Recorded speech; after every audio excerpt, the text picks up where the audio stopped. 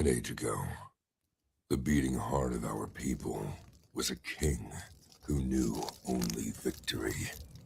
He wanted nothing more than an honorable death on the battlefield.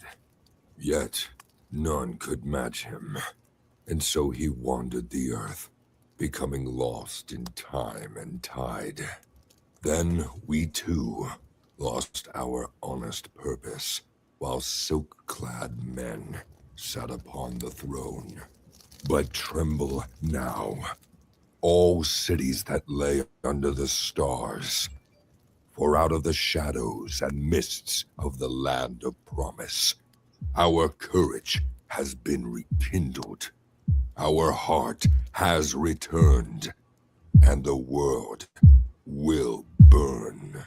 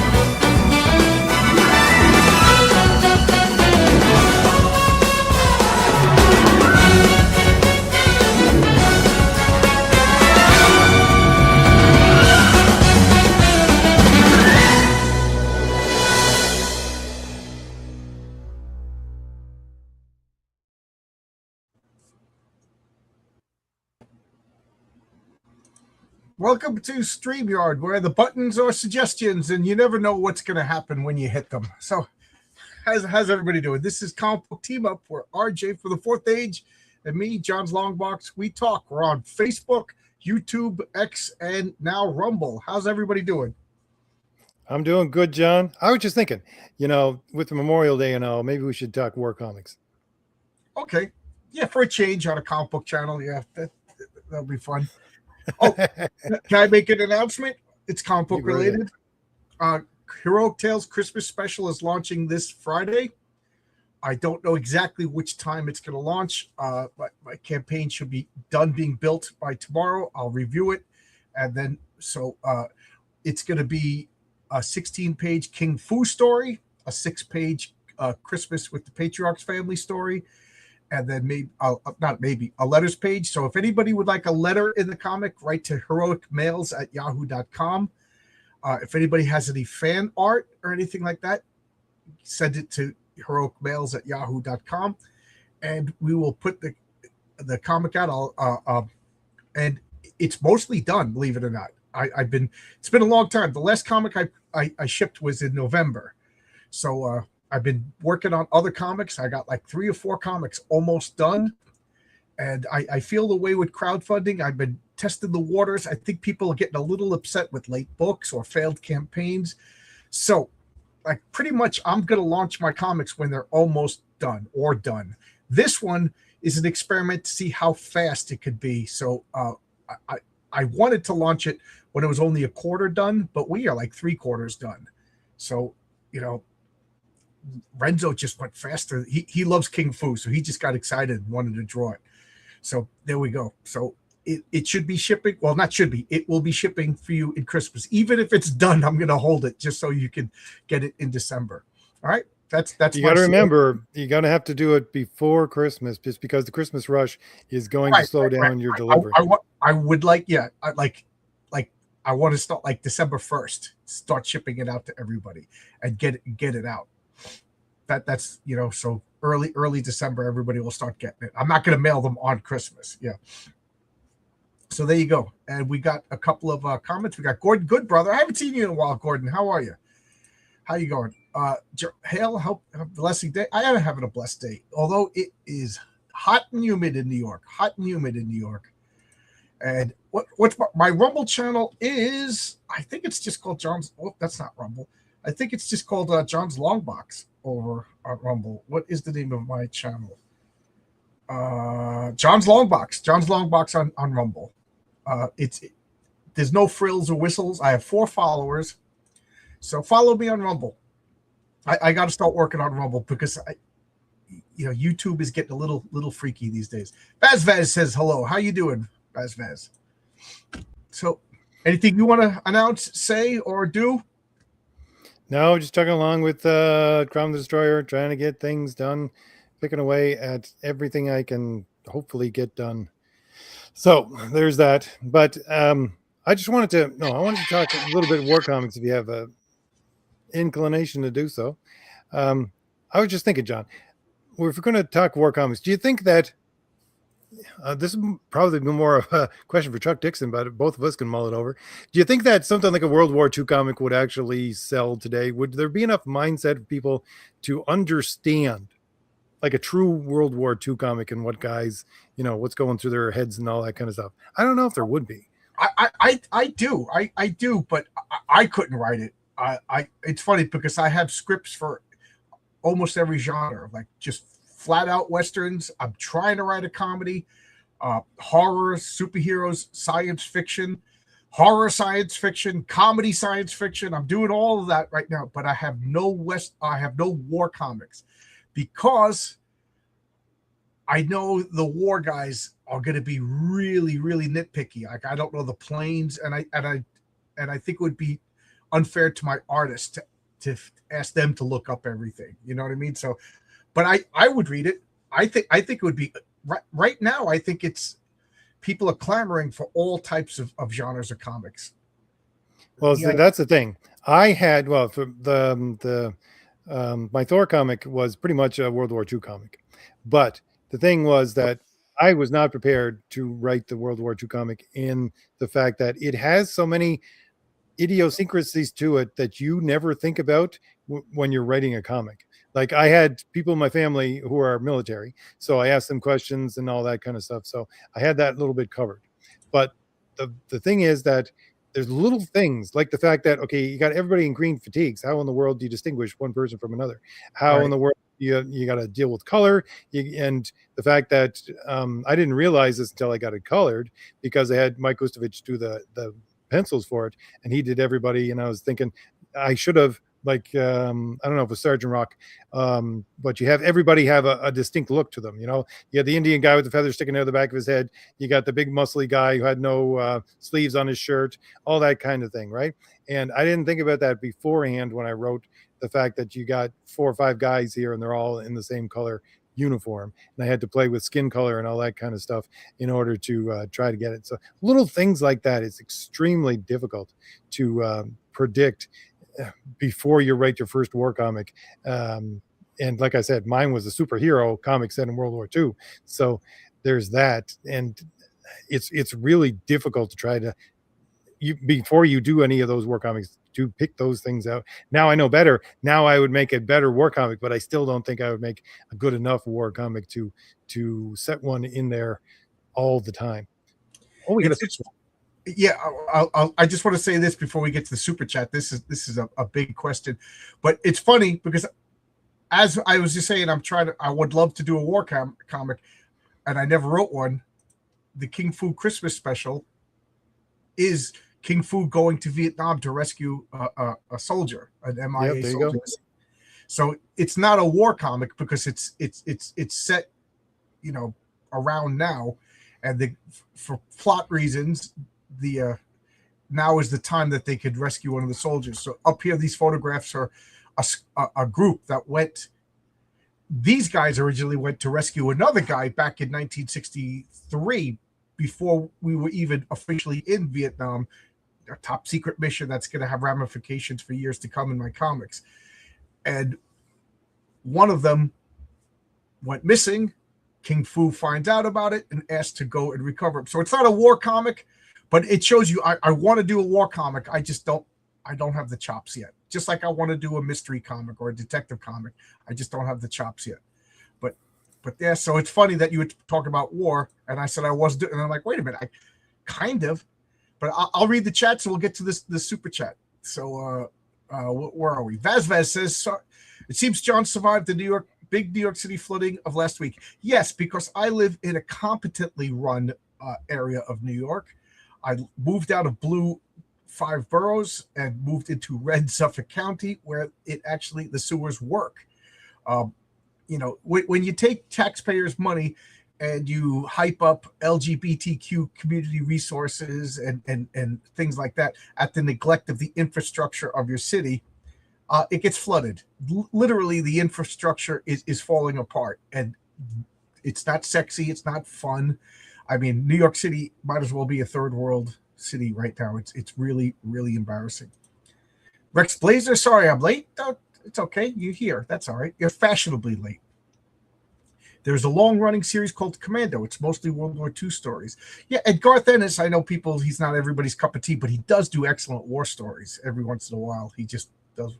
John's a lover, not a fighter. I try. I was going to make a dirty joke, but RJ's here. Last week, they were around issue 59, 55. Really? That many issues of Commando? And now we got a super chat for RJ. Hey, RJ, why is it that when progressives try to make a straw man, they either make a rational argument through the straw man by accident or just make the straw man more likable compared to the hero who often has villainous flaws? Well, first of all, Bailey, thank you very much. That is extremely generous of you for the super chat. The answer to that question is because they are so used to thinking in a emotional way. And, well, let's put it this way. They're so used to thinking in an emotional way. And to them, reason is actually evil.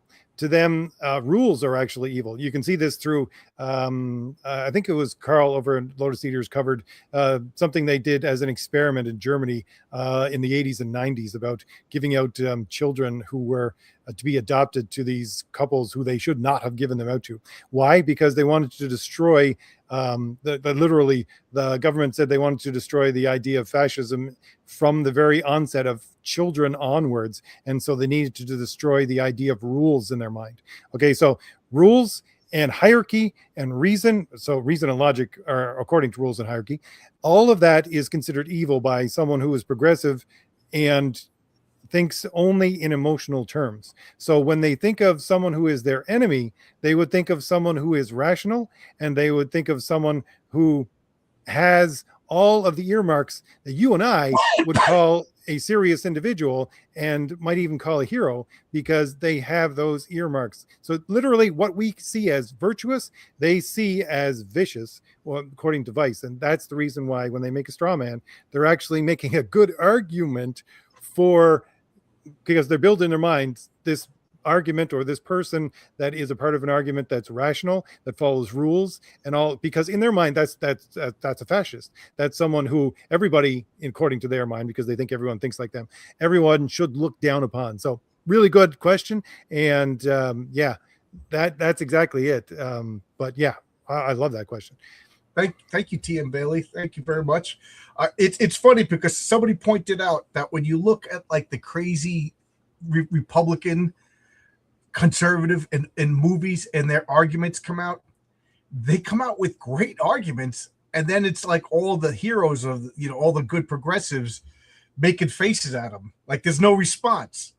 The judges should put people in jail instead of just let them go out 39 times. And then you got like Elliot Gould going, it's funny because like if you just watch the arguments from like American History X, you're like, oh, this guy makes sense.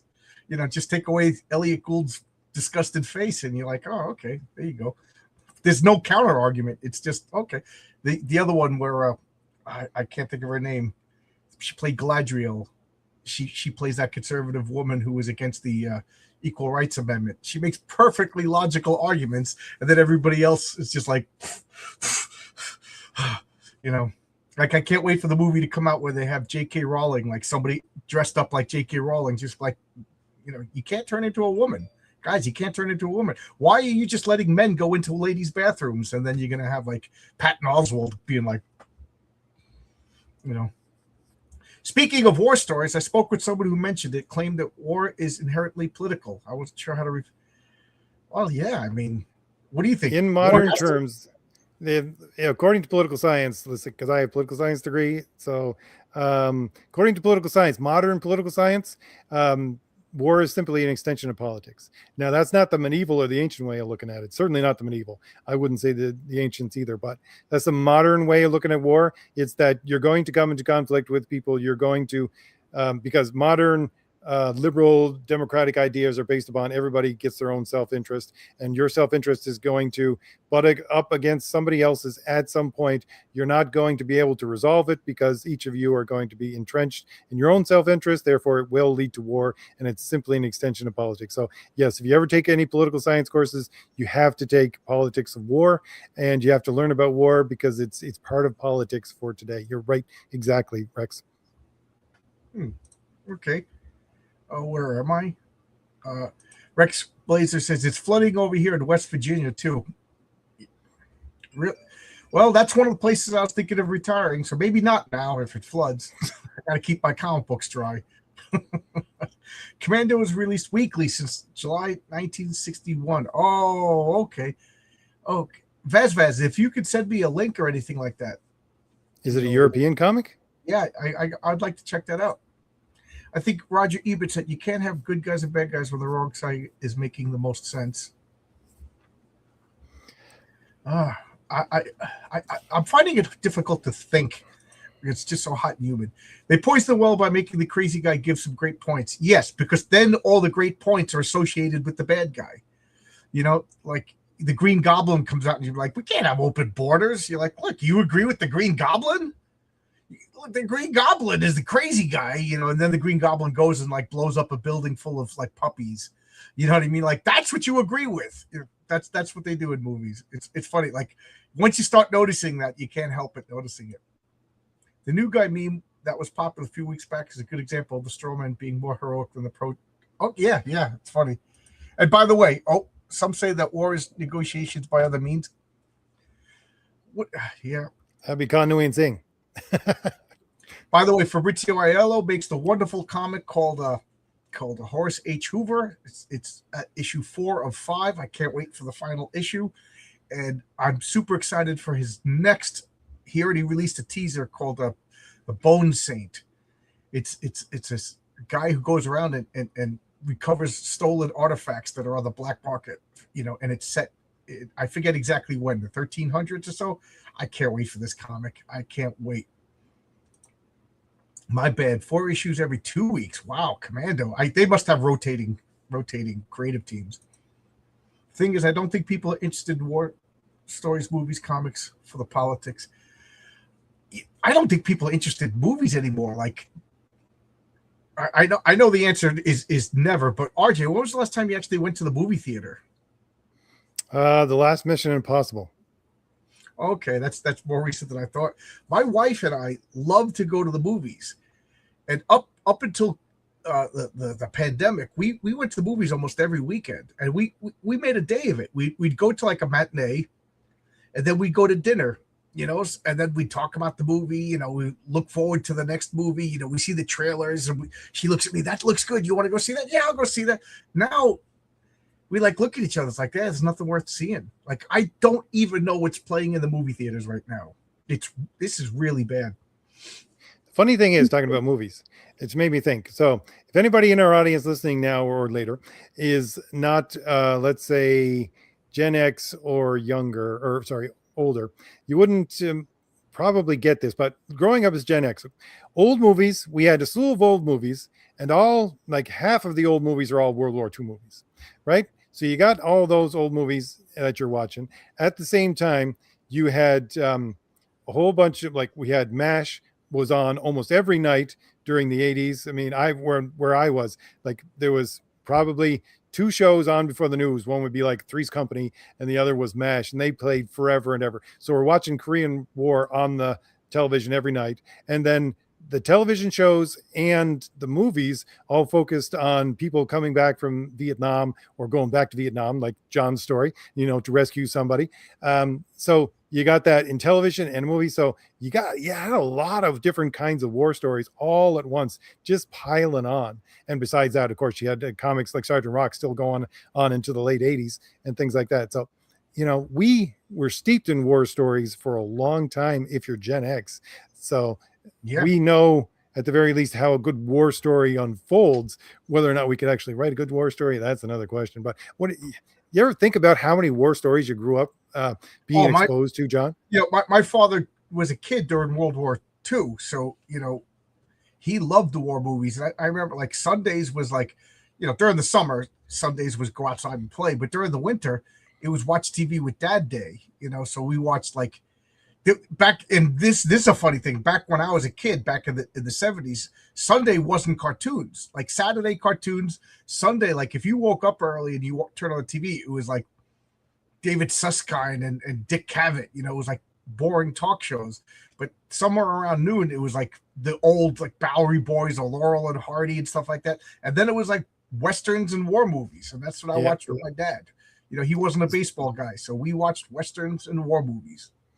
Same thing as a friend of mine who lived at that time when I was growing up, a couple of houses down from us. His father was in the Navy during the Korean War, and we would always watch movies on the weekend at his place, and his father would always pick most of the movies. My friend would pick one, but we'd sit and watch 2 or 3 movies, and usually there'd be at least one war movie in them, because he loved war movies. Yeah. I remember watching all the war movies with my dad. And I would love to get a list of which war movies to watch again. I got a list of the best Westerns. I'm gonna sit down. I got a month off in August, so I'm probably get to finally watch all these Western movies that I've been putting off. And the great thing about having somebody who has actually gone to war sitting there while you're watching a war movie is because they give you dialogue, they give you extra things. I remember this guy, because like I said, he was in the Navy. He was talking that's how I learned. We watched the Audie Murphy life story, and he was talking about Audie Murphy and how he became an actor after he was in the army and all this kind of stuff. You get backstory to everything. My dad was in the Korean War. He was in the Navy in the Korean War. See, he was too young for World War. And it was funny because when he volunteered, I was like, Dad, why did you volunteer during wartime? Because you live with your grandmother. He says he was whistling through basic training, and the drill sergeant was just like, everybody do what Vinny's doing. Why is he the only one who's having a hard time? He's like, what's your secret? He goes, live with the crazy Sicilian mother. And everybody started laughing. My grandmother was tiny, so she had to be mean, She invented the wooden spoon over the head. I think the last movie I saw in the theater was either King Kong, Godzilla vs. King Kong, the New Empire, or Top Gun Maverick. Yeah, I'm trying to think. I think the last thing I saw in the movie theater was my wife is really into that show, The Chosen.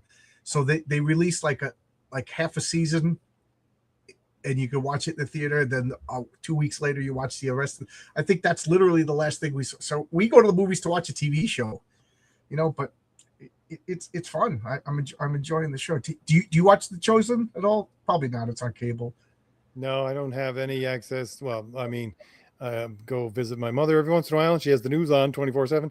But I don't have any television here except for the VCR hooked up to my computer screen.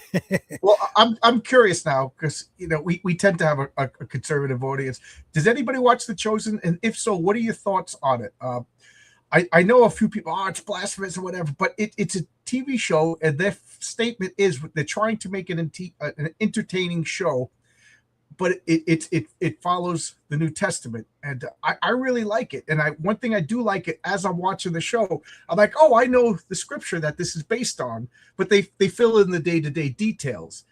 And there's a lot of humor in the show, and that's something that people get mad at. And I remember my father had this picture of Jesus hanging up, and it was Jesus laughing, like a belly laugh, like with his head back laughing, and he loved that picture.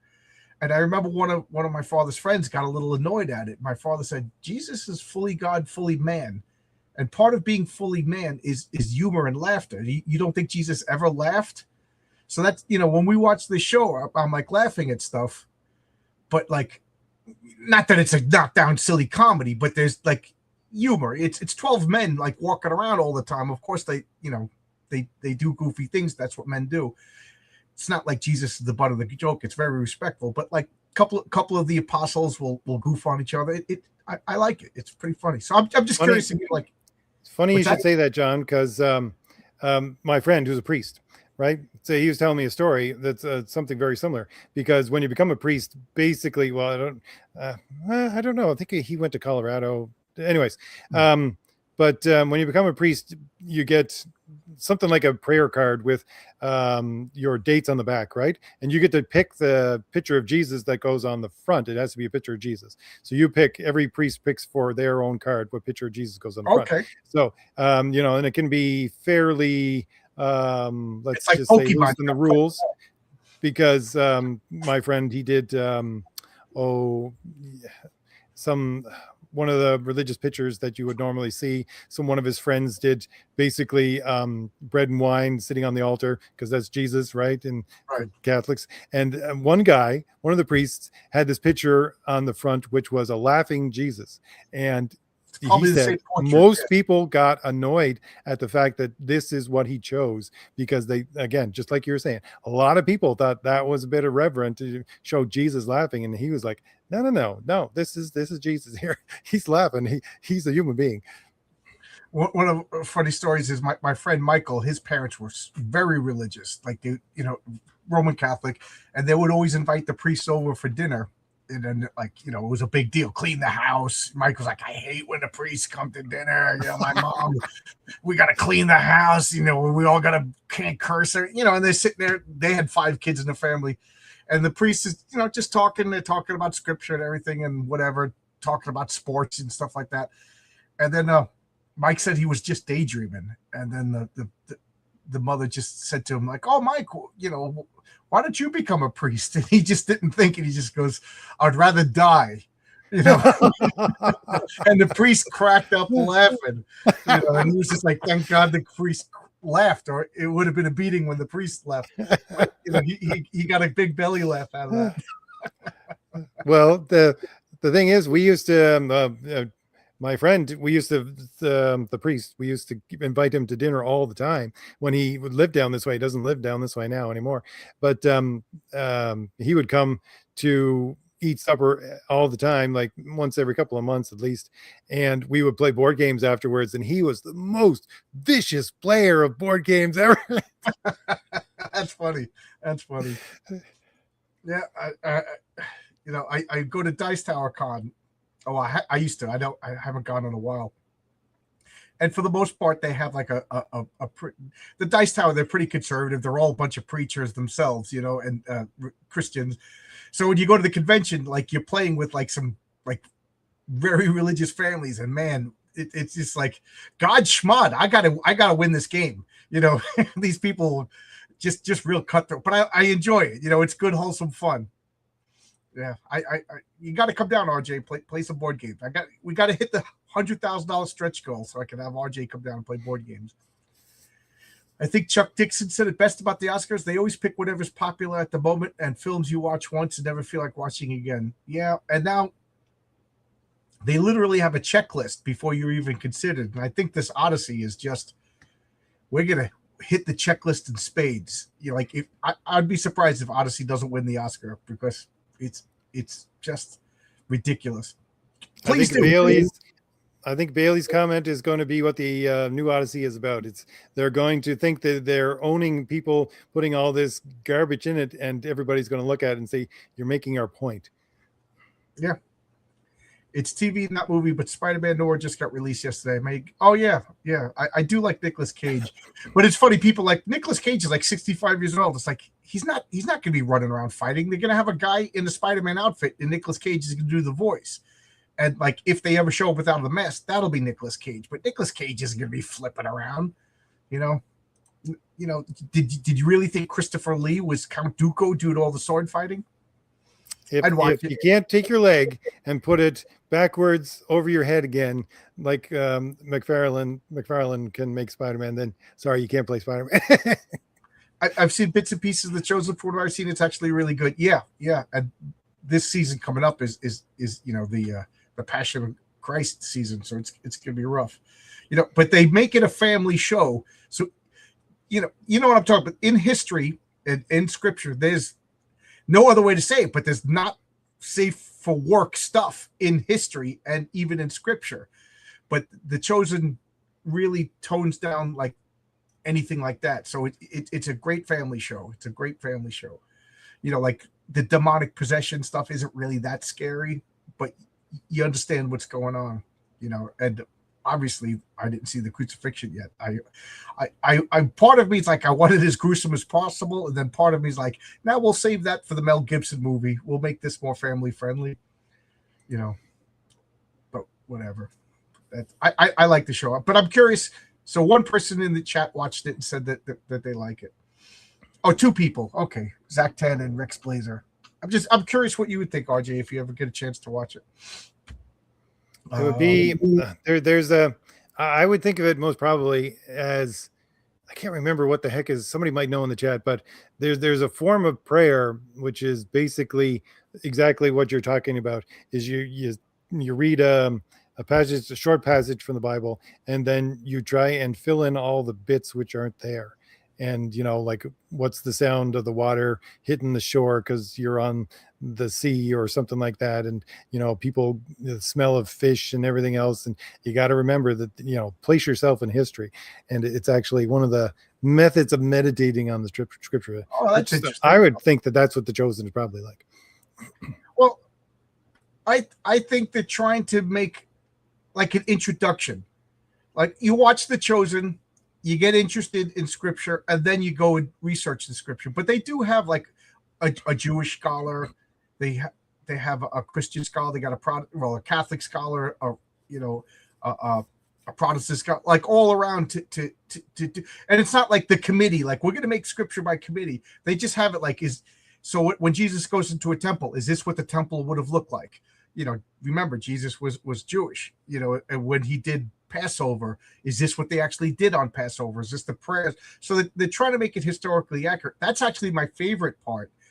It's just like when they go into houses in Israel, or they go into a Roman's house versus a Jewish house, just the way it probably would look. The only thing I laugh at is every time they go inside anywhere, the torches are already lit.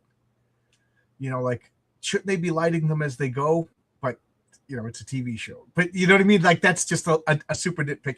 And then there's one archway for a marketplace. They reuse it constantly. Like, they even joke about it in behind the scenes. Like, oh, the arch, will show it from a different art, and they dress it up, because they're trying to make it cost effective. That was one of the things about historical accuracy. There are a lot of people out there who do comics. There's a guy who does Roman stuff. There's another guy I know who does war stuff, and they're just so meticulous about every last thing that they do. Because I can remember, even for my silly little comic with the Thor comic, when I was giving it to Mike, I said, okay, here's pictures of World War II Panzers in this area. So, this is how you draw the tanks, right? And stuff like that. So I love historical accuracy, and the fun thing sometimes about historical accuracy is to look to see the problems where they get it wrong, just for fun. It's kind of like an Easter egg kind of thing in reverse. For my comics, I have everything set now, so historical accuracy isn't really a thing.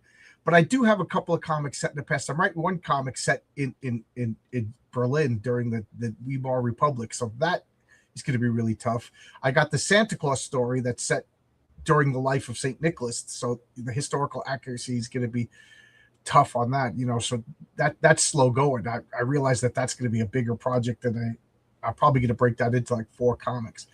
But historical accuracy is tough.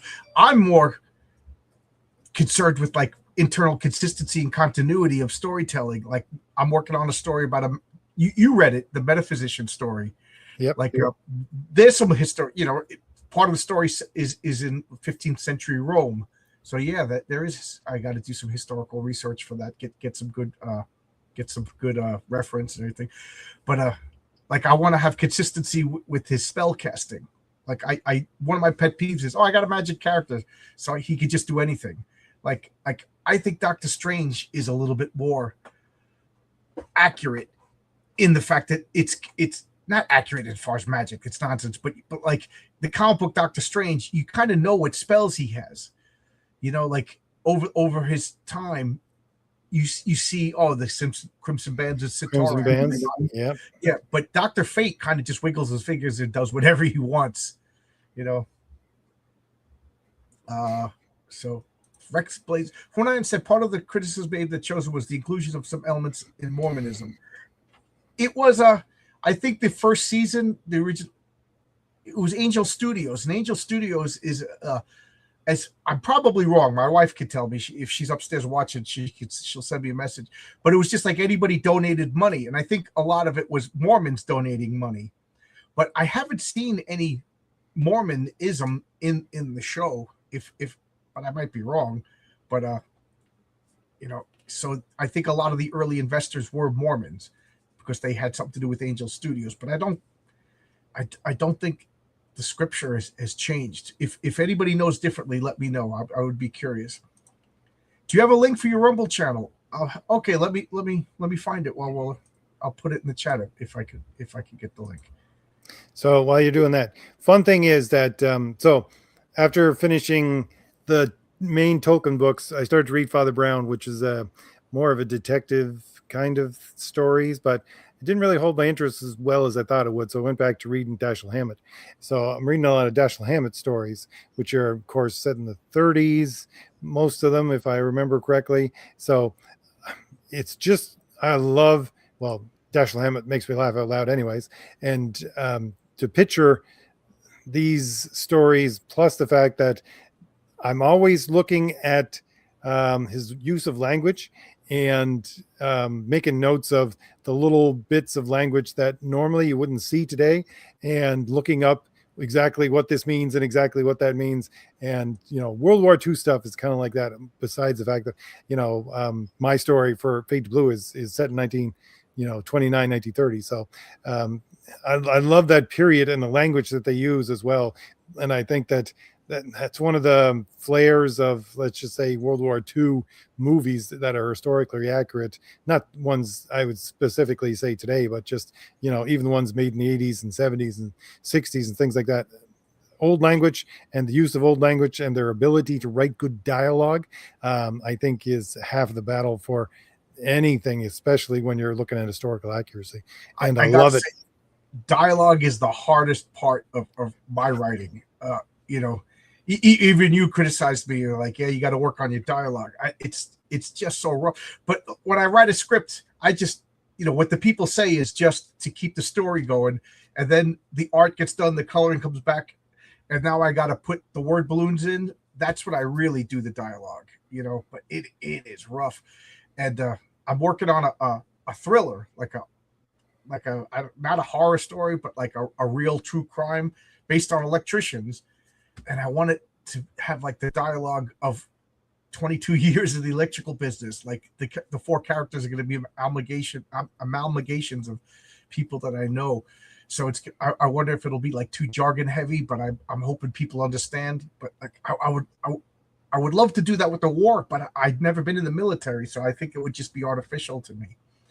Well, the thing is, okay, I think it's much different. See, that's the problem, I think, with writing modern war stories as historical war stories, because if you're looking at, and this could just be me, and I'm not an expert on this by any means, but if you're looking at something like World War II and you got the draft and you got people coming in that are just basically really quickly going through basic training and then just getting set out there. So you got a whole lot of normal talk. There isn't a lot, too much anyways, of military jargon. But if you look at people today, and I, like I said, know people in the military or been in the military fairly recently. And if you watch anything like on YouTube or guys talk about military experience, they are speaking an entirely different language to each other, and you don't understand half of what's going on. So that's one of the problems with doing, I think, modern like military stories as compared to historical ones. Yeah. Yep. Any like if you want to, like Patriarch number 1, I asked somebody to read it because it's his origin, and he was an EMT. You know, so like I'm not an EMT. Like, is this accurate? You know, I have a story with a sleeper agent where he's the talk of medical advice because there's a medical situation. Like I asked another friend to read it. Like, does this make any sense whatsoever? That's rough. And I don't want to shy away from doing that kind of stuff, but like, man, am I gun shy to do a detective story? You know, like people are like, that's not how detectives work. That's not. These clues are stupid. Yeah, you're right. It's funny too because I had a friend who is a doctor, and he works in the ER, and he's worked there for a long time. And I remember when ER, the show, used to be on, he would just shake his head at it all the time. He's like, yeah, they get some of the words right here and there, but the fact that there's so much drama to it, no, I'm sorry, but you got a guy laying in front of you, and he's starting to die. Nobody's jumping around. Nobody's, it's like, okay, let's do this. Okay, let's do that. It's just normal, boring, as if you're sitting in an office pushing papers around. Yeah, like cops, I'm sure they have their own jargon. You know, electricians, we have our own jargon. I'm sure cops, firemen, you know, I don't know. I guess the best thing to do is do some research and actually talk. Chuck Dixon says he just talks to all of these people. You know, I think his dialogue is so good in his comics.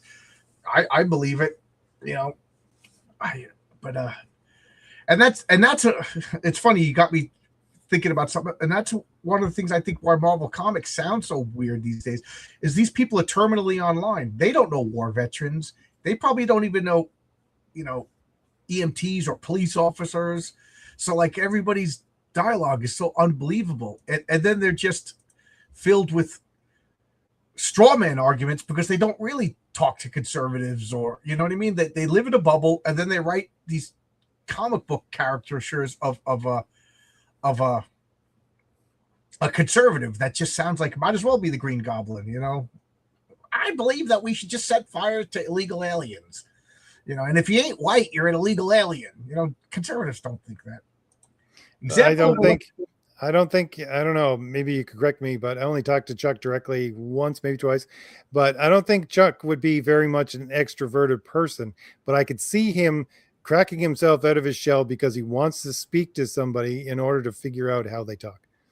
Right. I'm not gonna. I've talked to Chuck many times, but I'm not gonna speak for him. I'm guessing that he's more like me in the fact that in a crowd we kind of shut down. Like if I go to a party, you'd be like, that guy's pretty shy, but I'll focus in on one or two people. Like I like George Carlin said, groups kind of freak me out. Individuals I like, you know. So like, you know, if there's a big comic book convention, I'm gonna be the shy guy walking around the, you know.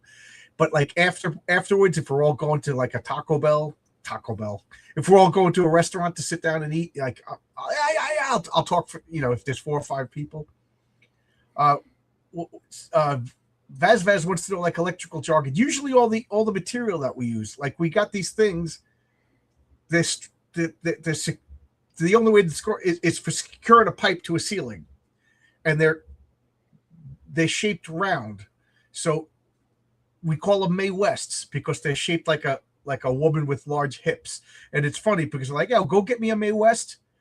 And then eventually you'll get an apprentice be like, what is a Mae West? And you tell them what it is. And they're like, yeah, but who's Mae West? And then another apprentice, I literally heard this. Another apprentice goes, oh, she was some porn star from the 90s.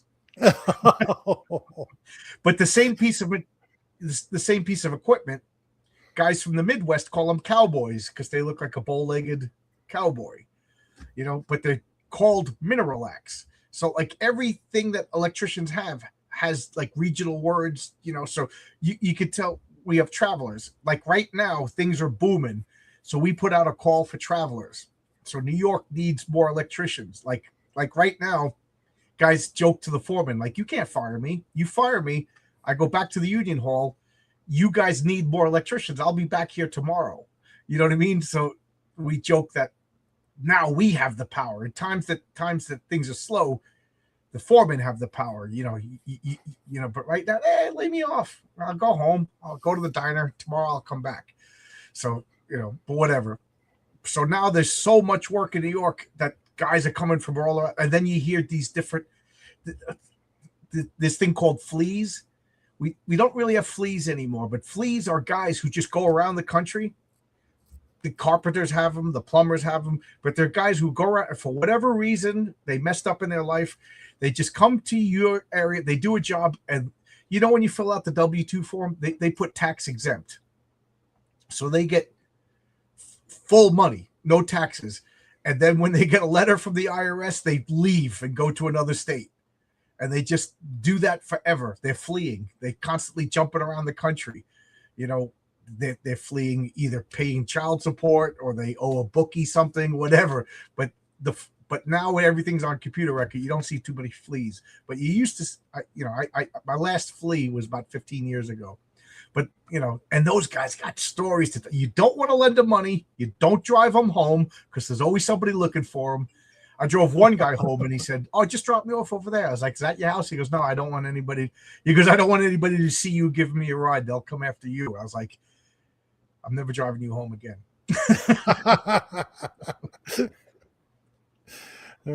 Fabrizio says, "That's exactly right. They can't articulate their own thoughts, let alone try to write a fictional characters." Yes, without emojis. Man, when I open up a comic book and I see that it's written like a cell phone text message, you know what I mean? Captain America, "Hey, what are you doing for dinner?" Spider-Man, "I don't know what," I'm like, oh my God, I don't want to look at a cell phone. Like, there was a few times when I was thinking of doing that, and I'm like, no, I can't do that. I can't do that. But I guess this is Zactan on Rumble. Thank you for watching on Rumble. May West is a small cake name here. Name inspired by the real. Really, there's a May West cake? Now I got to look that up. You know that? Heard of May West cakes? No. Is it a brand name or is it like? Yeah, it's not. It's a type of cake. It's not a brand name. I don't know who puts it out, but they make like flaky cakes and half moons and May Wests. They're it's like Twinkies and stuff like that. May West. I'm looking it up. West cakes. Why can't I spell? I can't spell because it's May West. Okay. Each cake has a rich chocolatey coating and a creamy center. There you go. Sounds delicious. Just like the real May West. Wish you could fix my fuses. The recent Texas weather did a number. You still have fuses, not circuit breakers? Man. Yeah. Yeah, my mother's house got the fuses replaced last year.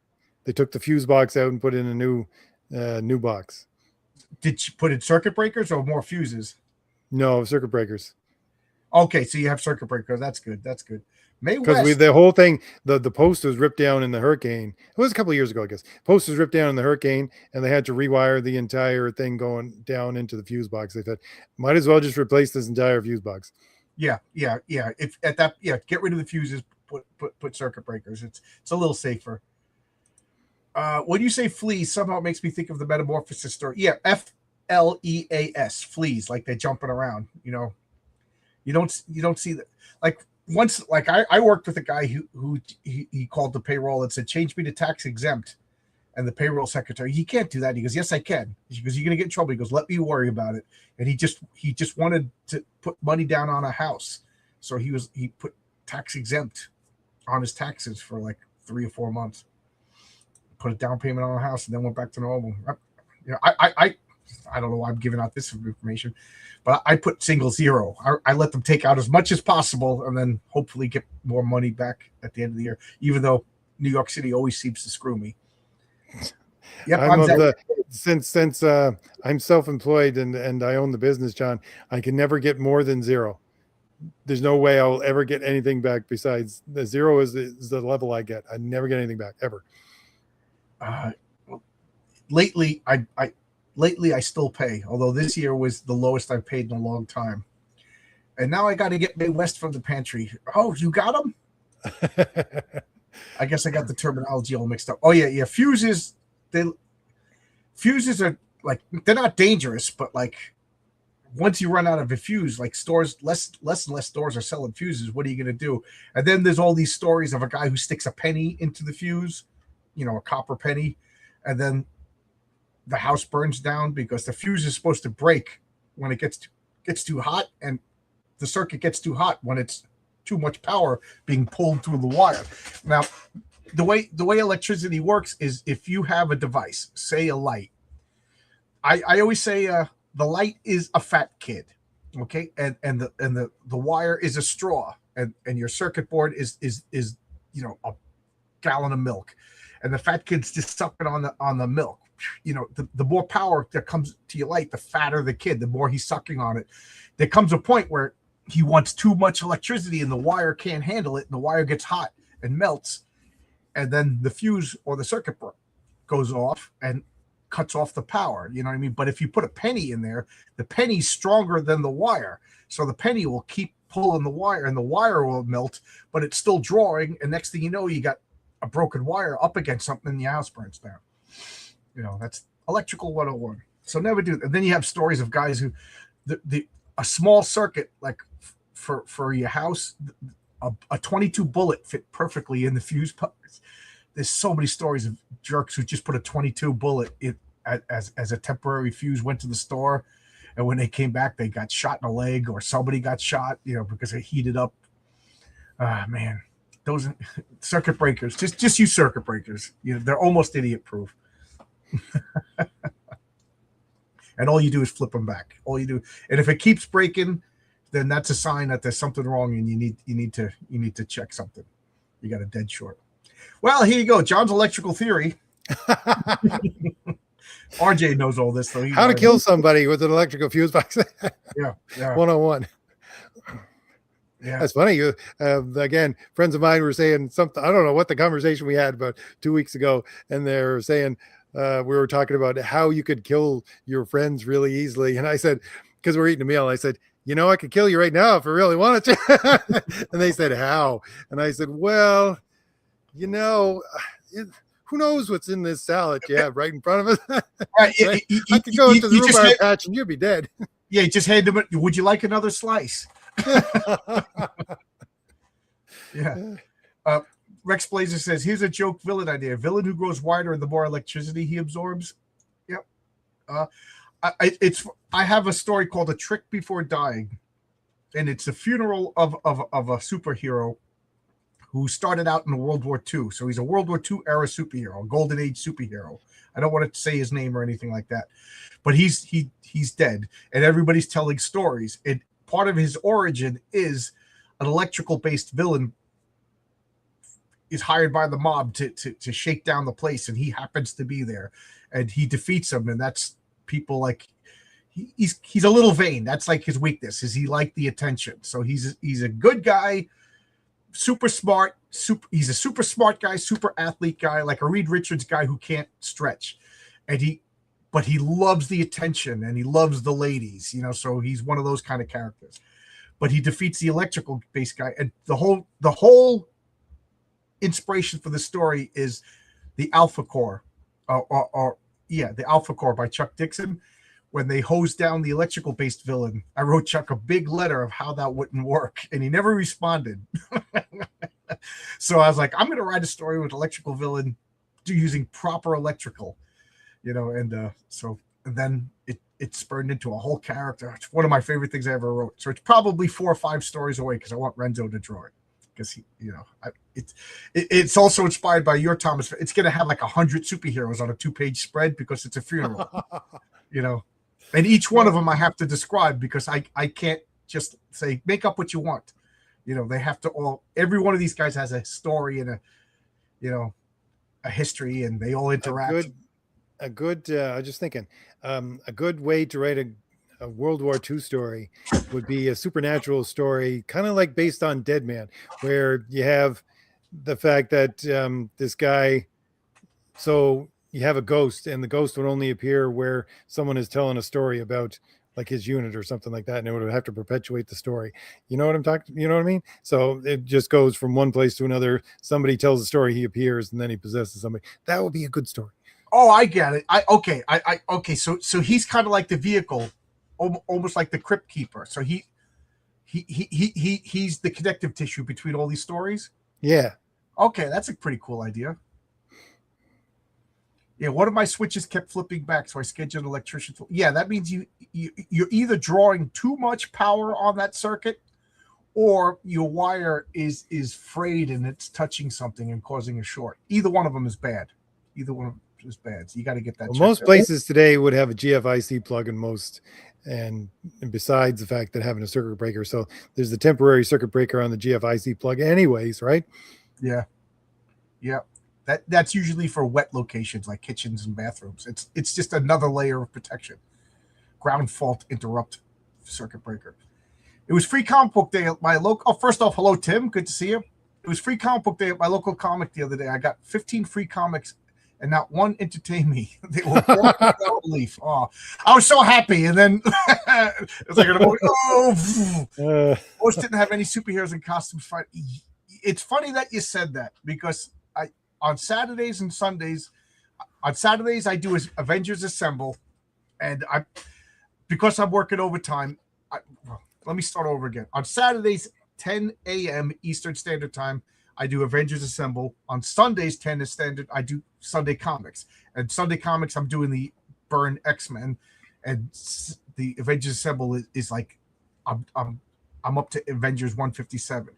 If I work it overtime, I do it at 7 p.m. Okay, so probably 7 p.m. this weekend. Anyway, there's in the Avengers comic, they're all in the kitchen, and Jarvis is cooking dinner, and the Wasp is like, I want to cook too. So we got the Wasp, we got Jarvis, and we got Captain America all in the kitchen. All of them are in their costumes. Captain America even has his mask on. And I even made the comment, if this was the MCU movies, not only would Chris Evans' face be exposed, but he probably would be wearing a t-shirt and jeans. Whereas the comic books, the costume became part of the look, and it just drives me crazy. All right, so if there's a scene in the kitchen of Avengers Mansion and they're cooking, I could see Chris Evans without the hood. But I hate in the middle of every fight, every actor whips off their mask. Peter Parker barely wears a mask. You know, Iron Man, you're wearing that helmet to protect you. You got no superpowers. Keep that freaking helmet on. They all take off the mask. It drives me nuts. But I agree with you. They're all talk. Just make a romance comic then, if you just want men and women talking over coffee. I agree with you. I should be getting. I get comics once a month from the discount comic book store, so I'll get my free comic books this month. Last year, some of the free comic books were actually pretty good. Water is Magic. That sounds like a neat ghost story. There you go. People like that. For the free comic book, the best one was the Conan one. Sadly, my shop didn't have that one. Yeah, because if you order from Discount Comic Book Service, they give you a little survey at the end, and you put in the check boxes of what you want. And you always kind of get it because you order it 3 or 4 months before. Yeah, so cool. So I got my free comic book day. If anybody gets Mouse Guard, that guy, he makes free hardcover comic books on Free Comic Books Day. They're by far the best free comic books. You know, those are hard to find because they're just so freaking cool looking. They must cost them a fortune. David Peterson is, I think is the guy who does Mouse Guard. So yeah, we're talking about comics. So here's why I think that you're not going to ever see a really good. Well, I don't think you're going to see any kind of war stories in mainstream comics anymore, let alone a good comic story. The fact is, so you got your, I'll go into RJ mode here. You got your quote unquote progressive people that are working at these places, right? And to them, a war story would have to be a like the new Superman movie. It would have to be a stand-in for some conflict that they want to fight or is being fought for them around the world today. Whereas if you're looking at older war stories, especially good comics, what you're looking at is looking back in history, and only conservatives look back in history. Progressives don't look back in history to see what that can teach you and what lessons can be learned there. That's a conservative thing to do. That's why I don't think you're ever going to see good war stories anymore, except for indie comics. Right. You're absolutely right. Right now, I guarantee it, if Marvel or DC was to put out a war comic, it would be the good guys, versus the oppressors. That's all it would be. It would be like in that Superman movie. It was obviously that guy was like a cartoonishly evil guy, and then the good guys were just these like pathetic, like weak people, just like, save us. We don't. All we have is dirt and sticks. You're right. Yeah, it wouldn't be subtleties of like, I don't know, like World War One. Does anybody? I still don't even know what World War One was really about. Speaking of masks, John, did you read Dust to Dust? Set in the Depression era, where people coming back from World War One with trauma, villain wearing trench coats and gas. No, I never heard of it. It sounds like a good. That sounds like a good comic.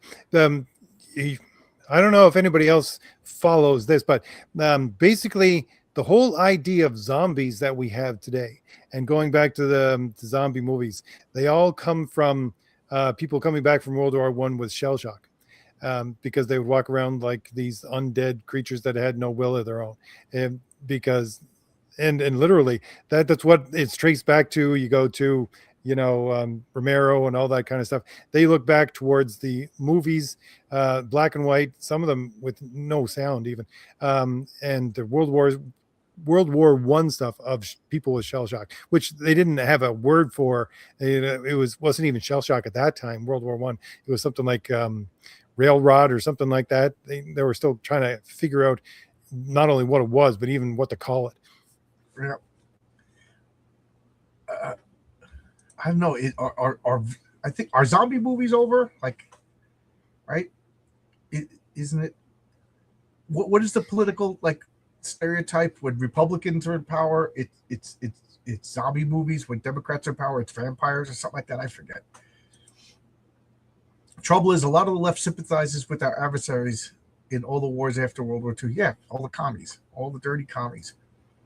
And they all think, when communism happens, they forget that, like, the people, we get to do the people. It's like, no, the people also decide for you. You don't get individual choices when the people are deciding. Your choices are also made by the people. Like, they think that the people are gonna decide everything except for my individual choices. No, I get to be an individual, but the people are gonna no. The people aren't going to decide that you get to be a poet on the beach drinking wine all day long. The people are going to decide, what, we need somebody to... New York City floods all the time. We need people to climb down there, fight the chuds, and clean out the sewer systems. That's your job. I'm the people are decided. Maybe if you want to write poetry when you're done, but we need the sewers cleaned. There's a funny thing. I saw a video about last week, maybe. It was a guy, he was in one of those stands. He went to a university. I think it might have been New York, but he went to a university, set up a table and wanted to talk to these people, and they're all coming to him. And everyone who was saying America was evil, America was the worst place in the world, and all this stuff, he said to them, okay, just tell me all about it. And then at the end of their little screed, he said, okay, I have for you right here the paperwork to renounce your American citizenship, and I will pay.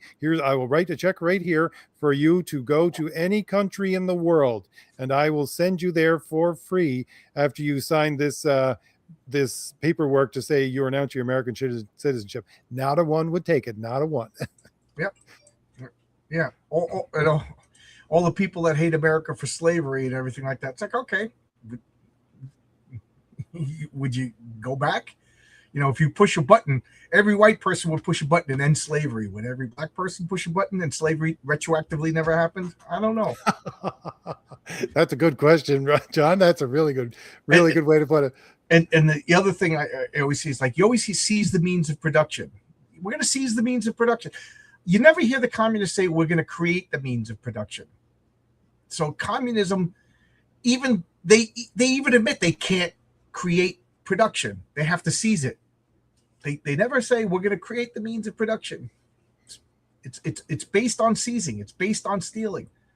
It's based on taking stuff that other people made. And then once you seize the means of production, I don't know, maybe you'll get a boost. I'll be generous and say maybe you'll get a boost for a little while. But then what? Then it's all over. Then you got, a committee running big, gigantic businesses. Like, oh man, this just when you think this mayor of New York can't get any worse. So now he's enacting rent controls. So you can't raise the rent, but the taxes go up and everything goes up. The cost of everything goes up. And then if you can't maintain a standard in the building, they're going to seize the building. So this is a calculated ploy. You got rent control, and then it's impossible to fix the building. So every building's going to get confiscated, if this guy keeps getting elected over time.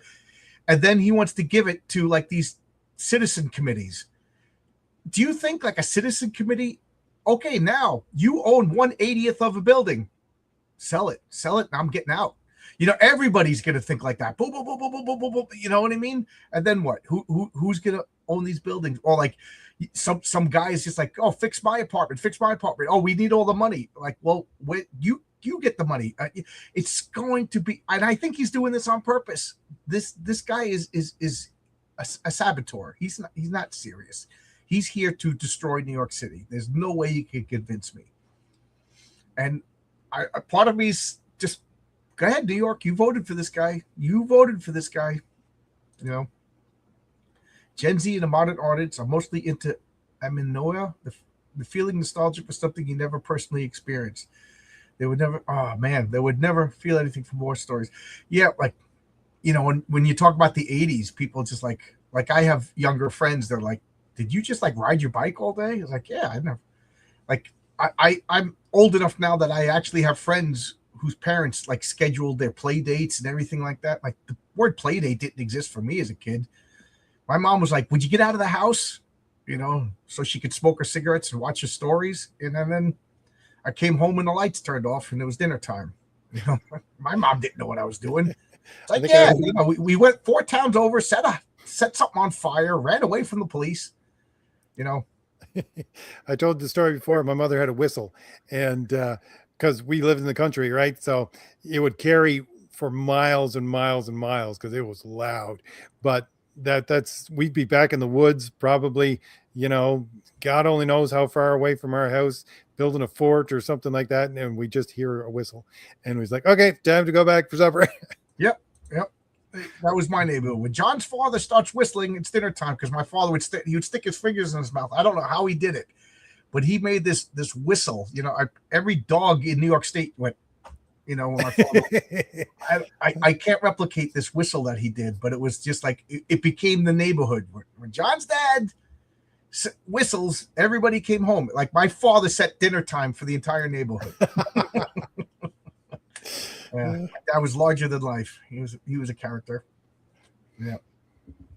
And it's funny because people are like, yeah, you turn it into your dad. I'm like, Dad's a good guy. That's kind of funny because it was probably about 5-6 years ago where my father and mother were sitting at their table, and their friends had driven up from Boston and see them like probably one last time, and they're all sitting at the dining room table, and I walked into the house, and his friend just turned and looked at me, and he said, hey, he's talking to my father, he said, hey, turn around and look at yourself 30 years ago. Yeah, I we're at that age now where you only see people and cousins and stuff like at weddings and funerals. And a couple of my cousins like did a double take. They're like, "Oh, I thought you were your dad." Like I thought Uncle Jimmy was walking in. I'm like, nope. Yep. Except I got more hair than my dad. But then again, he had 7 kids, so he had a reason to lose his hair. Wow. So, comic books. Are you reading anything new? Or I always ask you this. You reading anything off the shelves? I was going through a few things today to try to find something to read from my old comics. I was looking at Amazing Spider-Man. What the heck? Where was I in the list of Amazing Spider-Man? I have it right here. So Peter Parker Spider-Man number 66. That's what I was looking at. Okay. It's like I decided to start there because I love that cover, Peter Parker Spider-Man number 6. And funny enough, John, what has it got on the cover? It's got Electro. I'm looking it up. Peter Parker number 66. Yep. Okay. So nothing new, just old stuff over again. Yeah, I'm reading whatchamacallit. Oh, okay, I know this comic, but why is it not a full image? But I'm reading Miss Tree right now. Do you remember? Do you ever read those comics? I've never. I know Miss Tree, but I don't think I own any, and so I don't. They're just flat out detective stories, and that's why I'm getting a hankering to do a detective comic. But like I said, I guess what you do is you do them backwards, right? You come up with the crime and then you tell it backwards. Here you go. Yeah, look at that. Electro's got such a cheesy costume, but I love it. Yeah, and I love this cover. This is just amazing cover, and they even got the Epic Comics logo on the front there too to sell their own. They got a Marvel advertisement on the cover of a Marvel comic. Right. Yeah. The Epic line was good. John's dad. Yeah, I miss my dad. Yeah, he's gone now. Geez, what, 15 years or so? Comic book reading habit. Read as soon as it's released or piling up to read a few issues in the past. Yeah, I got 20 issues of long boxes of comics that I haven't read yet. You know, I seriously toned down on my comic buying because I'm like, I gotta read these before I die. I'm actually getting like stressed out thinking like that. I'm trying to read the black and white collection of Marvel's John Carter series, also Marvel's Conan the Barbarian number 14, where Elric appears. Yeah, I think that's the next Conan that I have to read. I bought a stack of them, but it's funny that you said the John Carter series because I'm reading this. I'm up to issue 5. Where is it? I'm up. Well, here. I'll take this down. I just read this the other day. John Carter, Warlord of Mars, number 5. You know, these are fun. I never read these as a kid. I get annoyed when Marvel or DC takes an IP because they always kind of like split the difference. They don't follow the novel exactly, and then they make up new stories, but they stay like the novel already, in my mind, the novel already happened. So do the stories afterwards. Like Tarzan, it got canceled at like 26. I don't think it sold too well, but like they're telling the Tarzan novels, but they're not telling it exactly like the novel, and then they're taking like 30 different novels and they're splicing this and splicing that. So it's kind of like jarring. Just make up new stories if you're gonna, okay, all the novels happened and now we're doing the continuing.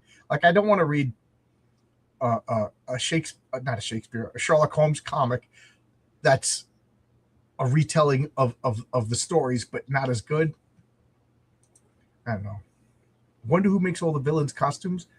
In Marvel and DC, they actually have a story about a what's his name, the Gladiator. That was his job. He owned a costume shop, and if you went to the back, he made supervillain costumes. What was his name? Melvin something. And that was, and then he made himself the Gladiator costume. But they, like an Egg the Mole. And I think DC had I'm trying to remember the name of that character, the guy who actually made and repaired superhero costumes. I actually addressed superhero costumes in Patriarch number 1, which Renzo is just about done with the King Fu story, and then he's going back. He already did about half of the Patriarch story, but it was taking longer. He's doing work for you. He's doing work for Aaron Sparrow. So I said, we got to do King Fu. I want it out by Christmas. So he put that on hold. He said he'll be done with the Patriarch by the end of July. And then as soon as King Fu is done, we could launch the Patriarch #1. But anyway, that's one of the things they talk about is the nature of superhero costumes. And I always hated the term unstable molecules. So I came up with another term that's basically the same thing. Agreed. Comics should give extra stories in the franchise. Different stories work better in different mediums. Yeah. Like the John Carter, I'm up to number 5, and they're still retelling the first novel. But I don't know. Like it, and then the Tarzan comic does a weird thing. They put an asterisk and they say, "See Tarzan, the second novel." I remember that. So like, wait a minute, but I didn't read the second novel. Like, I don't know, like the Star Wars comic books kind of did it right. They did the first movie, and then they did their own crazy stuff. But where I had the problem with the Star Wars comics is I dropped them when Empire Strikes Back came back, because then they had to curve back into Empire Strikes Back. And by then they had 3 years of continuity that didn't fit the Empire Strikes Back. And they had to get rid of that Green Rabbit and stuff like that and everything. And then after Empire Strikes Back, they wavered again, and then they had to reset for Return of the Jedi. And I had enough of that. Even as a kid, I was a pain in the ass about continuity. Funny thing is, though, for the John Carter stuff for Marvel, it's still to this day, Green Martians. I see Green Martians as they made them for Marvel's John Carter. Oh, okay, yeah, okay, yeah. Little green men from Mars. That's been around since the 1800s. Believe it or not, I've been doing research. Without giving away too much details of a story that I'm working on, is in the 1700s and 1800s, it was little green men were fairies. And then somewhere along the line, little green men became spacemen. And they did the same thing. They abducted people and played tricks on people. You know what I mean? They filled that same folklore niche. So you already know one of the stories that I'm working on, the evolution of fairies into space aliens. There's some really good, I love fairy stories, because you if you follow mythology, you go to Celtic mythology, it morphed into Celtic folklore after a while, and that's what the Fae basically became, which is the old people who lived in Celtic mythology, who were there before the Celts came, and they fled into the hills, and then they became fairies basically, and then they turned into leprechauns and things like that. And you get a lot of the folklore stories about leprechauns coming into the hills and doing stuff like stealing people's shadows while they're sleeping and all these kinds of things. So it's a really interesting connection to see, like an evolution of the way the stories are told. It's funny that you said that, because I've been doing a lot of reading and research on fairies and jinn and all of these, and I've come to the conclusion that, like, you know, the Tolkien took elves from like Nordic culture. Then you have fairy, which was kind of like British, and in the Arab world you have jinn. They're all the same thing. They're all, if you go back to their roots, they're all these tall, beautiful, fair-skinned beings with magic powers that kind of recede out of our consciousness, like the next plane over or something like that. So I just I can't help but like get intrigued by the idea that elves, fairies, and genies are all the same thing. And if they're all over the world, what happened to them? Did they really exist? I don't know, but it makes for a good seed for a story. I don't know what to do with this idea yet, but I can't help but think of this idea. I'm giving away all my ideas tonight. The funny thing, I said this before, the funny thing about Celtic mythology, as apart from any other kind of mythology, you go to, European anyways, you go to the main ones with Greek and Roman or with Norse, they're always fighting monsters, and, it's part of what they do. You got Heracles and he's fighting the Hydra, or, you got Thor fighting the Midgard serpent and all these kinds of things. But in Celtic mythology, it's ignoble for you to fight monsters or anything that is not human, because anything that's not human doesn't have honor, and you gain no extra honor from fighting something that doesn't have honor. Interesting. It's funny. First off, let's answer this question. Do the John Carter comics get the Native Martian dress code? No, they don't. because it's the Marvel Comics code. Anybody who read John Carter, they're naked. They're naked. Maybe they'll have like a harness or something like that or a belt so they can hold up their sword. But what's her name? Why can't I think of the woman's Deja name? Thoris. Deja Thoris is basically naked, and that was like a trope throughout old pulps, because pulps were made for men, and they would have like a sexy naked chick with like her arm covered, all the good bits on the cover, or a monster or something like that. But you knew she was naked, and it was pulpy and trashy and lowbrow and everything, and they made no bones about it. Like even the Lensman, there was the Planet of the Naked Women, and they made a woman a Lensman so she could go there. And then they were like, "Oh, you gonna wear the native dress?" And she's like, "I guess I have to." They're like, "Let's see the native dress." It's wonderfully sexist, and I love it. I really hope they don't make a Lensman movie in this current climate. But no, but Conan, Belit was basically naked, but that was just because men read this stuff, and men work hard and they want to read about tough guys rescuing naked chicks. There's nothing wrong with it. It's biology. You know what I mean? And there's 8 billion people on the planet for a reason. And there's a reason why they were pulps. Is because they could get away with it by describing it instead of putting it in the pictures. Right. Once they started drawing it, that's where they added all the harnesses and stuff like that. Even Tarzan, if I remember correctly, like when he found Jane, she was basically naked in the woods, and they never really said if she put clothes on or whatever. From what I understand, originally Luke's sister was somebody else, and Leia was supposed to end up with Luke. They changed it to streamline things. Yeah, I as much as I love the original and only 3 Star Wars movies, Lucas was bad with continuity, and there's just so many continuity mistakes. But we love it anyway. We love it anyway. There's no way in the world Darth Vader was Luke's father in the first movie. There's no way in the world Leia was the sister in the first. They wouldn't have kissed. You know what I mean? It's kind of creepy if that's what he planned, but no way in the world. Yes, I got your email. I've been working 5 hours a day overtime. Yesterday and today were the first 2 times I didn't work overtime. Yesterday I was just too tired. Today they owed me 5 hours, so they said, "We'll pay you today. Go home." They owed me extra time. And then I don't know if there's going to be overtime for the rest of the week, because sometimes there's little disputes between the customer and the shop. And one of the things that the shop does is, okay, we'll pull in all the overtime, and then your project's going to be late. And then it's like a little tug of war of power, and the only people who get screwed are the workers. But I worked 46 hours overtime last week, so I'm not going to complain. I'm tired. But I will read it. I make this pledge now to anybody who's watching this. If you send me something to read, I will read it. I just can't promise that I'm going to read it that day. And I forget if I already read yours and critiqued it, or was that somebody else's who I already read and critiqued it. Then they send me the second draft. I didn't read the second draft. If that's you, I got so many things that people are asking me to read, and I enjoy it. And why?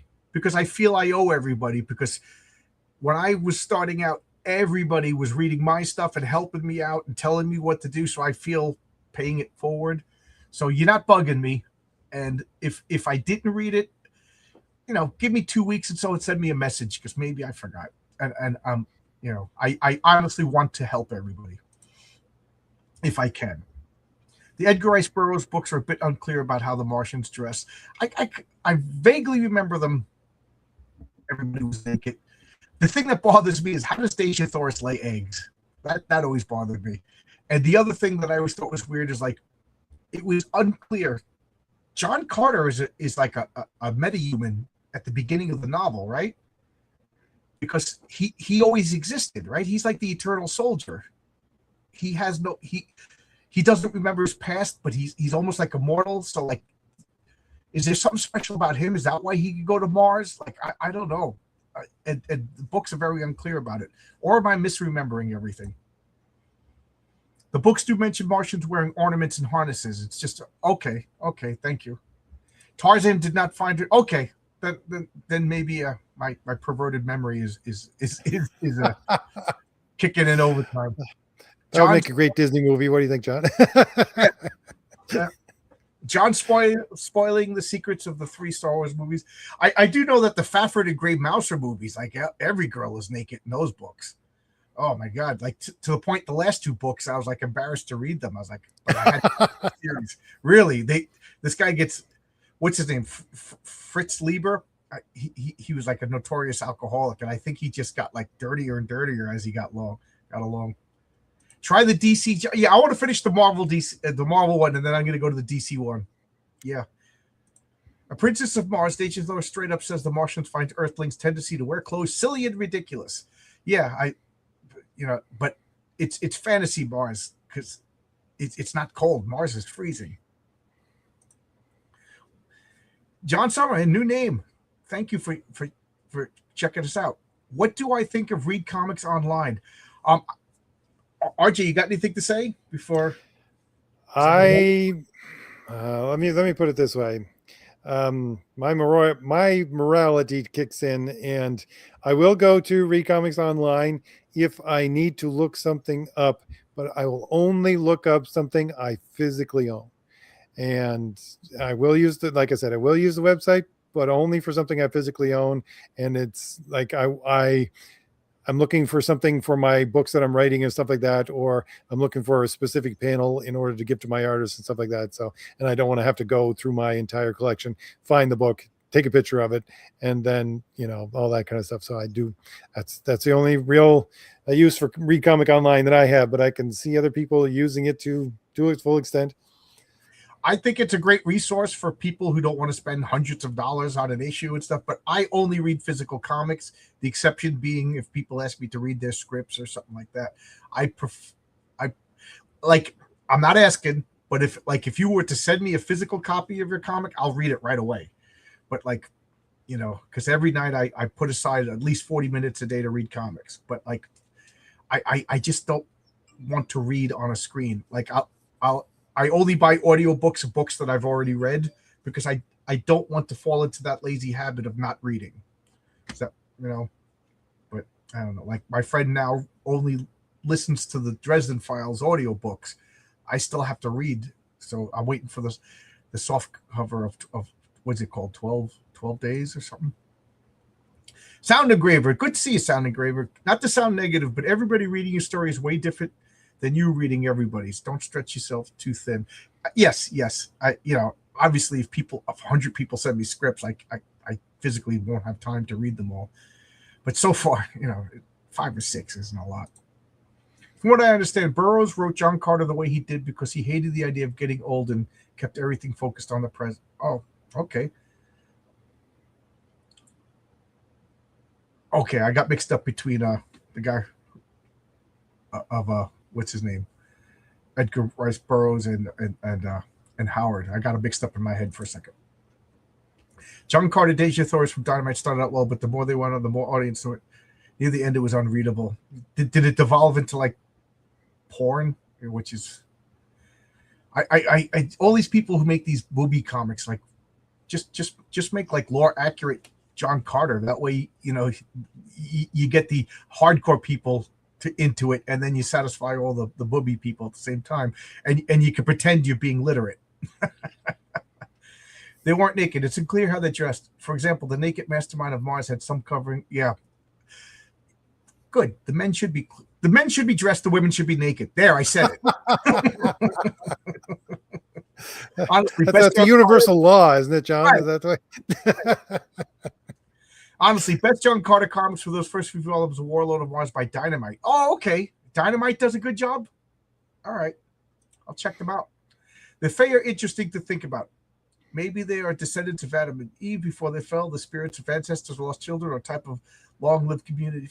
Yeah, I see. That's where I'm going. Like I don't. Everybody's into Nephilim right now, so I don't want to do the Nephilim, but I keep thinking like, or could they be like Cro-Magnon man? You know what I mean? Like I don't know. Could they be like, there's black people, there's Asian people, there's white people. Could there have been like another, like even more paler and whiter than Caucasians that died out or something? I don't know. But like the way they like genies, the way we describe them now, is like an invention of that 1001 Arabian Nights. Who is it? Is that Richard Burton that wrote that? But like that is the how we think. But the old stories of the jinn and stuff like that, they're almost described like the way Tolkien described his elves, which is the way the Nordics describe their elves, which is, you know, the Fae. We got like little insect Tinkerbell Fae, and then we got these gigantic like Herne the Hunter. If he's a Fae, I don't even know. They're split on that. If he was a human who transformed, or if he was a lost god, or if he was a real historical person. I'm fascinated by all that stuff. Jane saw Jane. Tarzan saw Jane from afar, along with her father. Know this. He took care of him secretly for a while. Then Jane finally met his cousins as he saved. Okay, I'm misremembering, or maybe it was the porn version I watched. I don't know, or the Bo Derek version. There you go. The Bo Derek version. I remember watching that as a kid, and I'm just like, this stinks, but Bo Derek is hot. A type of neutral angel, a type of alien or spirits of. That's kind of how they describe jinn in the original Arabic lore. When Jane and Tarzan first hung out, Jane had been kidnapped by an ape that was going to eat her, and Tarzan saved her and then took her for himself, where they got along. Yeah. And so obviously you read the book, Jewel. First off, the first Tarzan novel is a page turner. It's so good. The part that got me was Tarzan took like a tribesman from another tribe, you know, a black African, and was hanging him by a rope and was contemplating eating him. I was like, oh my God, Tarzan's going to eat somebody.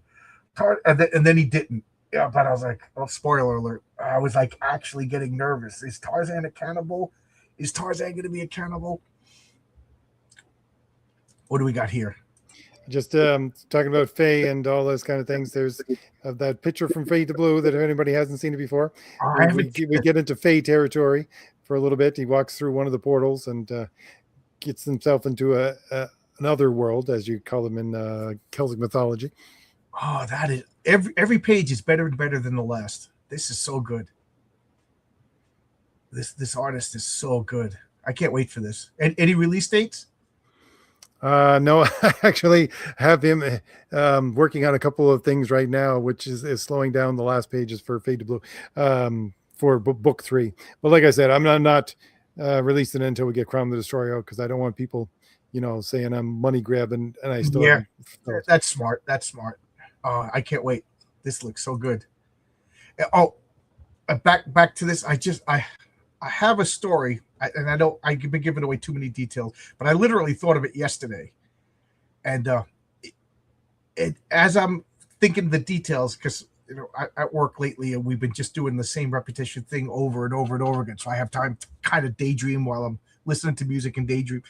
And I was like, RJ's going to think I'm ripping him off, because it involves like once you cross this unseen border, you're passing into like fairyland kind of thing. And, you know, if you know where these places are, you could cross to like Avalon or whatever, you know, kind of like a Celtic thing, but it just works so well. And I'm being cagey on purpose because I don't want to give the details away. My thing is all based on doors to here, doors. You can see it in the trailer for Fade to Blue, where he's busting doors as if they were doors to other worlds, as if they were glass. So that's what the trailer for Fade to Blue. In my world, it's perception. It's kind of inspired by the From Beyond from Lovecraft. Like if you could perceive these things, then you could interact with these things. Like there's basically these invisible veils, not everywhere, but common. And the fairies and other things, they could perceive them because they have different sensory organs, so they could freely come through, and because of their fairy dust they could have their glamours, and you know they could blend in with regular people and stuff. But humans can't see it. But every once in a while, like a human will be gifted with the ability to perceive these, or something will happen that they could perceive, and then they could pass through the veil and never see them again. There's a good description of that in that kind of way in Dirk Gently's Holistic Detective Agency. No, it's Long Dark Tea Time of the Soul, where you have the Norse gods, right? And basically he can perceive that something is there, but he can't quite, like, he can't see it. And then I think the line is, he turns his head an eighth of an inch, and all of a sudden the world snaps backwards, and then he can see everything that's around him, because he just finally saw that little sliver and followed it in his sight. So yeah. Yeah. So I'm thinking, like, if we ever wanted to do a crossover, I got a perfect way to set it up. Someday in the future. Yeah, Alexander, I didn't email you back. I didn't, but I did get your stories. I just didn't. I literally didn't read them yet. I'm sorry. Yeah, like I said, it's just the spirit is willing, but I got no time in the day with 12-hour work days. I'm hoping to. Well, I'm not hoping that the overtime's over because the money's nice, but if they're fighting and I do have some free time, I will read your stuff. Nephilim were all killed in the flood. To say anything else would be denying the Bible, unless someone wants to say it was a local flood, in which case the Nephilim don't matter.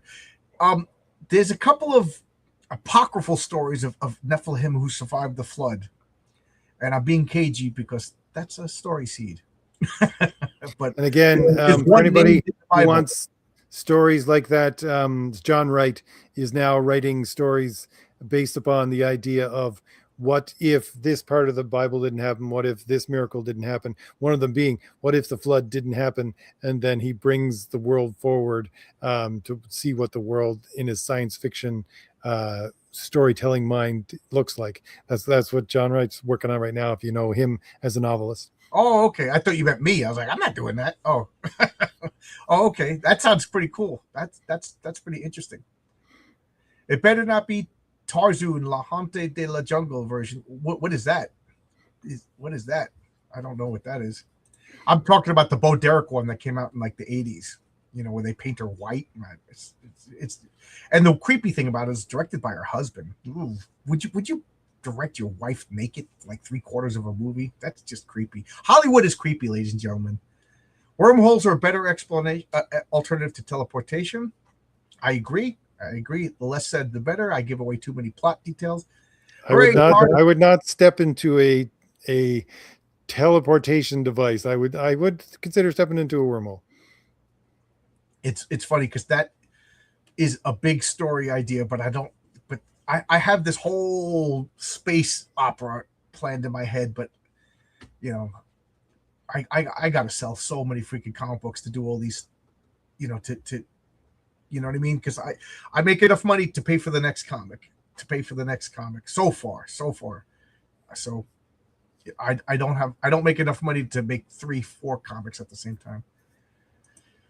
I always understood demons to be fallen angels, but the Nephilim talk confuses me. Where they're saying that demons are the evil spirits of the Nephilim, I don't know enough. I just know that the Nephilim, 1/3 of the angels fell, right? And they became the demons, right? Is that the story, RJ?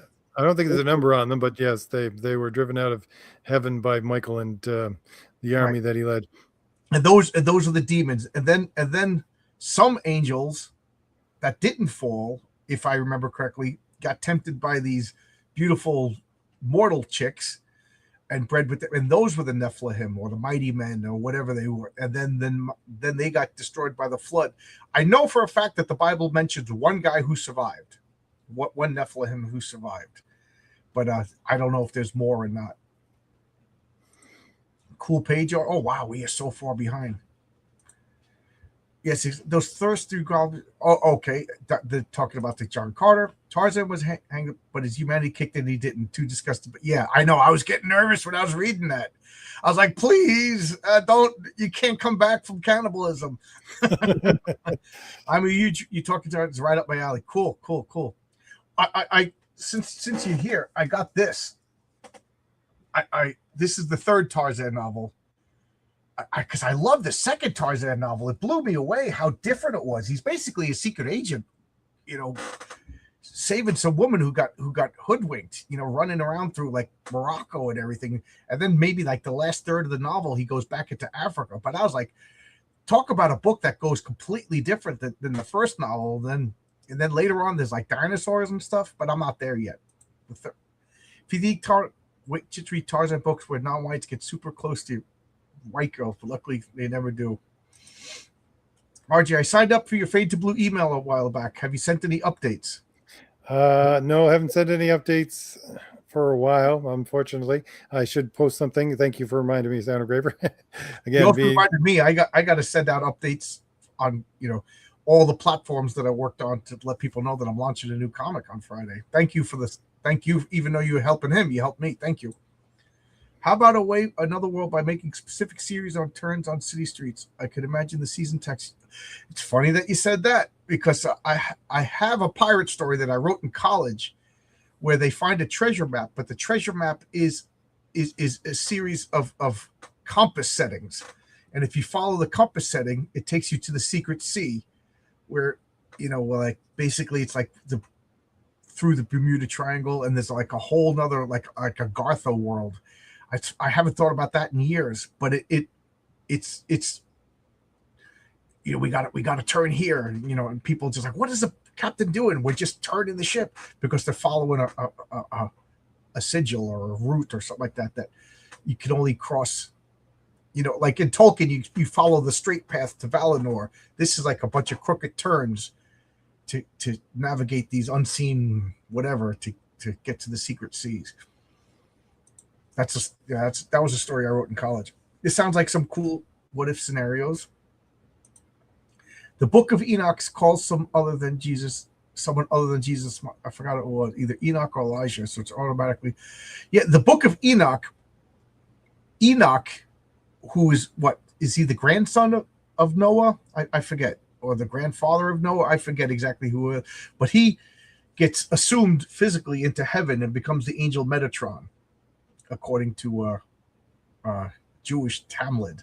So the Book of Enoch, which is not canological or whatever the word is, canonical, that's in the Ethiopian Bible, and then the Talmud expands on it, where that's where Metatron comes from. That's why Jack Kirby had Metron. Tarzoon was a French parody of Tarzan. The only good thing that went out of it is the right of parody law. Oh, okay. Never heard of it. The answer is the Bible says almost nothing about the Nephilim, so almost everything is speculation. Yeah. There's a lot of Jewish stories too. Right. Absolutely. It's fun to speculate. If Revelation mentions a third of the stars, angel. You're right. I knew I heard that number, a third. I knew I heard a third from someplace. I knew I didn't make that up, but I stopped talking because I always say the wrong thing. The Bible didn't mention any Nephilim surviving, only Noah and his wife and his sons and his. I don't want to mention his name, but one of them supposedly hung on to the. I'm sure it's one of these apocryphal books that he hung on to Noah's boat, and he ended up in Syria. So it's probably apocrypha. I'm probably mixing it up with the legit book. The dinosaurs come in Tarzan the Terrible when Tarzan goes to the Hollow Earth and the crossover Tarzan. Yeah, was that Pellucidar? Is that the name of the Hollow Earth? Enoch is from pre-flood times. He was taken up by God. Okay, so he's Noah's grandfather, if I remember. The genealogies are just hard to absorb. Just lists of names. Wow, we're caught up. Well, you got to get yourself going for the morning, John. You still got a few minutes left. I could talk for another 15 minutes or so. Yeah, it's nice. Yeah, good. I was just saying. I was going to go back to the what is it? The war story angle is the fact that one of my I don't know. I'm very much touched by all the war stories that we grew up with. That's why one of my backstory characters for the entire thing, which was just introduced very briefly in the Valiant Heroes, was Major Mystery, and that character is basically based off of the Unknown Soldier, and more of is as if the Unknown Soldier was a legacy character, because DC tried to make Unknown Soldier a legacy character and didn't work, and they made a whole entire miniseries about how it doesn't work. But in my world is, what if this character did actually become a legacy character and pass down the Unknown Soldier mythos to different proteges, stuff like that. So I love bringing forth old stories for old wartime comics and putting them into the backstory of my books. Yeah, every once in a while, I like my friends who are making comics. They come up with a superhero name that I get jealous of, like Dave Brinks, who does Genuine Comics. He's got a lot of cool names. And I'm like, oh man, like the latest one is Force Majeure. Like that is such a great name for a superhero or a villain. I don't know what it is yet in his books yet. But Major Mystery is one of yours that I get jealous of. That is a great idea for a comic book character. You know, it's so clever, I think. Wow, bunch of comments just came in. We talk about Hanging on the Boat is from Apocryphal. Okay, yeah. I wish I could remember the name of the book it's in, but yeah, I'm sure it's on an Apocryphal book. I actually did a do-it-yourself audiobook of the first 2 Pellucidar novels. It's on Audible now. Yeah, my wife liked your voice. She said you had a really great voice. The idea of spirits of Nephilim possessing people was biblical-inspired mythology. The idea being that regular angels have spiritual bodies, but the dead want to be embodied again. Okay, that's cool. The Tarzan books ranked for me 1, 2, 7, 8, 3. I don't know if I'm going to get to that many books. I mean, I got to stack them. I'm trying to read all the pulps. Like I just got the first Shadow novel too, you know, and there's like 7,000 of them. So I don't know how far I'm going to get. I got 1 chapter away on the Scarlet Pimpernel. I really started reading Doc Savage too, right? I read 3 Dr. Savage novels, and I read the first one, and then it said Doc Savage number 3, so I read the second one, and then it said Doc Savage number 3, and then I read it, and it was the 28th, and I'm so mad that I read it out of order, and it was kind of silly. One of the guys had a pet pig, you know what I mean, like a pig that he trained to do missions and stuff like that. But the first 3 books, the first 2 weren't silly at all, you know. And then the 28th novel had like a comedy pig. I don't know. I didn't like it. I haven't read the rest. From what I see from my European comic, they see war stories very differently. Yeah, well, they experienced them. You know, the European war experience is vastly different. For the most part, the American war experiences, it happens over there.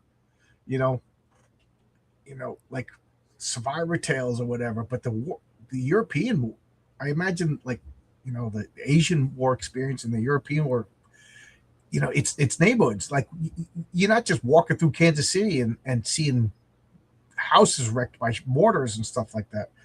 You still have, I think it was last year, there was a guy in France plowing his field, found an unexploded missile or bomb that came from World War II. Still, he unearthed it in his field. So yeah, they're still feeling the effects of it. Yeah. Every once in a while you hear about like minefields, and isn't there a beach where there's just like tanks that were just abandoned? You know, every once in a while you'll see like a rap band from Europe there. You think Spider-Man would have joined GWOT? What is GWOT? I'm sure it's something obvious that I'm just not connecting. After 9/11, the Great War on Terror? No, because I don't want. That would be a mistake to get Spider-Man obviously involved in a political mission. You know, Spider-Man stops people from robbing banks and stuff like that, saves kids falling off buildings. To get Spider-Man to become like a operative of the government fighting the war, that's not Spider-Man. Captain America, maybe, you know, but that's Spider-Man. You would probably like Edgar Allan's Venus series. Yeah, I didn't even know there was a Venus series. Was it Carson of Venus? Right, I didn't even know there was a Venus series until like recently. I'm talking like 3 or 4 weeks ago. I know of a Russian novel similar to John Carter, Alita, by Alexis Tolstoy, in which 2 Russian scientists arrive on Mars and discover the population of Mars is actually descended from Atlantis. That sounds cool. I like that kind of stuff. Burroughs, The Monster Men. Wow, this is another one I didn't know. The Monster Men by Burroughs. But at the end, it's actually subversive to subversive. Burroughs was based. I never heard of the Monster Men. What is the premise of that? The Imperians have a different kind of war because only the excellent could truly appreciate war. The Monster Men was. I didn't know. I don't know anything about the Monster Men. It was funny. Just today, I was thinking of a monster superhero, and I was just like, what would his name be? Like I kind of like.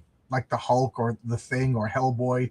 Like I like when there's like a monstrous character that's a good guy, and I was just like, just the monster. Like I was like, what would the monster be? A superhero just called the monster? What? So that's about as far as I got. I was like, I kind of like the idea of a superhero just called the monster. So I don't know. Got to flesh it out. That's really all I got. Soul Warrior should go to be by Brown or Monster, or I don't know. I don't know anything about the monster. C.S. Lewis also wrote a story about the planet Venus. You ever see that meme where the astronauts finally get to the moon, and then you just see them stepping out onto the moon, and then in the foreground is a Viking ship, and he just says, "Damn Vikings." Which, because one of the very first, if not the very first, what they consider science fiction novel is ancient Greek story about the Greeks sailing off into different parts of the universe and going around the sun and through the moon and all these kind of stuff. Yeah, I read that. That's by Lucian, the first librarian of the Library of Alexandria, who is played by a black woman in the Sandman show, which I love because people they're like, Lucian doesn't exist. It's a fictional character. It's based on the man from who was the first librarian of the Library of Alexandria. Like I said, don't tell me stuff about that. But what was the name of I can't remember the name of the story. Me either. It's tough to read because like ancient Greek stuff, because I think it was written as a poem, so it's a lot of repetition. Oh yeah. Oh, it's probably written as for recitation. That's why they repeat over and over again. It's a memory trick. I read the Monster Man's kind of a Frankenstein deal, except it's more than one monster on an island jungle all up. Chinese cook is. I didn't know this existed. I didn't know. I got to check that out. Imagine Frank, just like there was a C.S. Lewis book. Now I can't remember that I didn't know existed. I only know C.S. Lewis from Narnia, and I'm not the biggest fan of Narnia. I don't know, something about Narnia just bothers me. The world building is a little off, in my opinion. I liked it, but I like Tolkien a lot better. But there's something by C.S. Lewis that it escapes me now that it really, really sounded intriguing. Imagine Frankenstein, but way better, more comedic and yellow terror, just to make you scared, but not subversive. That's the Monster Men? Okay, I'll check it out. Vikings. Yeah, this is fun, learning about stuff that I didn't know about. If you want some inner European racism, Burroughs, I Am Barbarian. It's so racist to Italians. That's the funny thing is like we were just talking about that at work today. But like funny racism.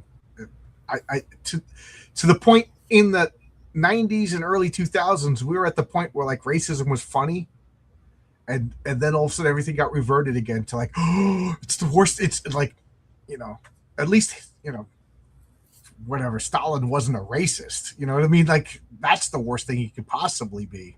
I think a murderer is probably worse. Debating on checking C.S. Lewis's space trilogy. That's not the one. I didn't know he wrote a space trilogy either. See, I don't know, because I read Narnia because I felt I had to, but it wasn't my favorite. Or the ancient, because the Christianity, I like the Christianity in it, but I thought it was like weird, like there's witches and everything like that, and then all of a sudden Santa Claus pops out, and obviously, I will tell you the Tash. When the demon Tash was marching this big chicken god, I found that to be terrifying. I don't know, maybe I was imagining too hard, but I legit thought that was scary.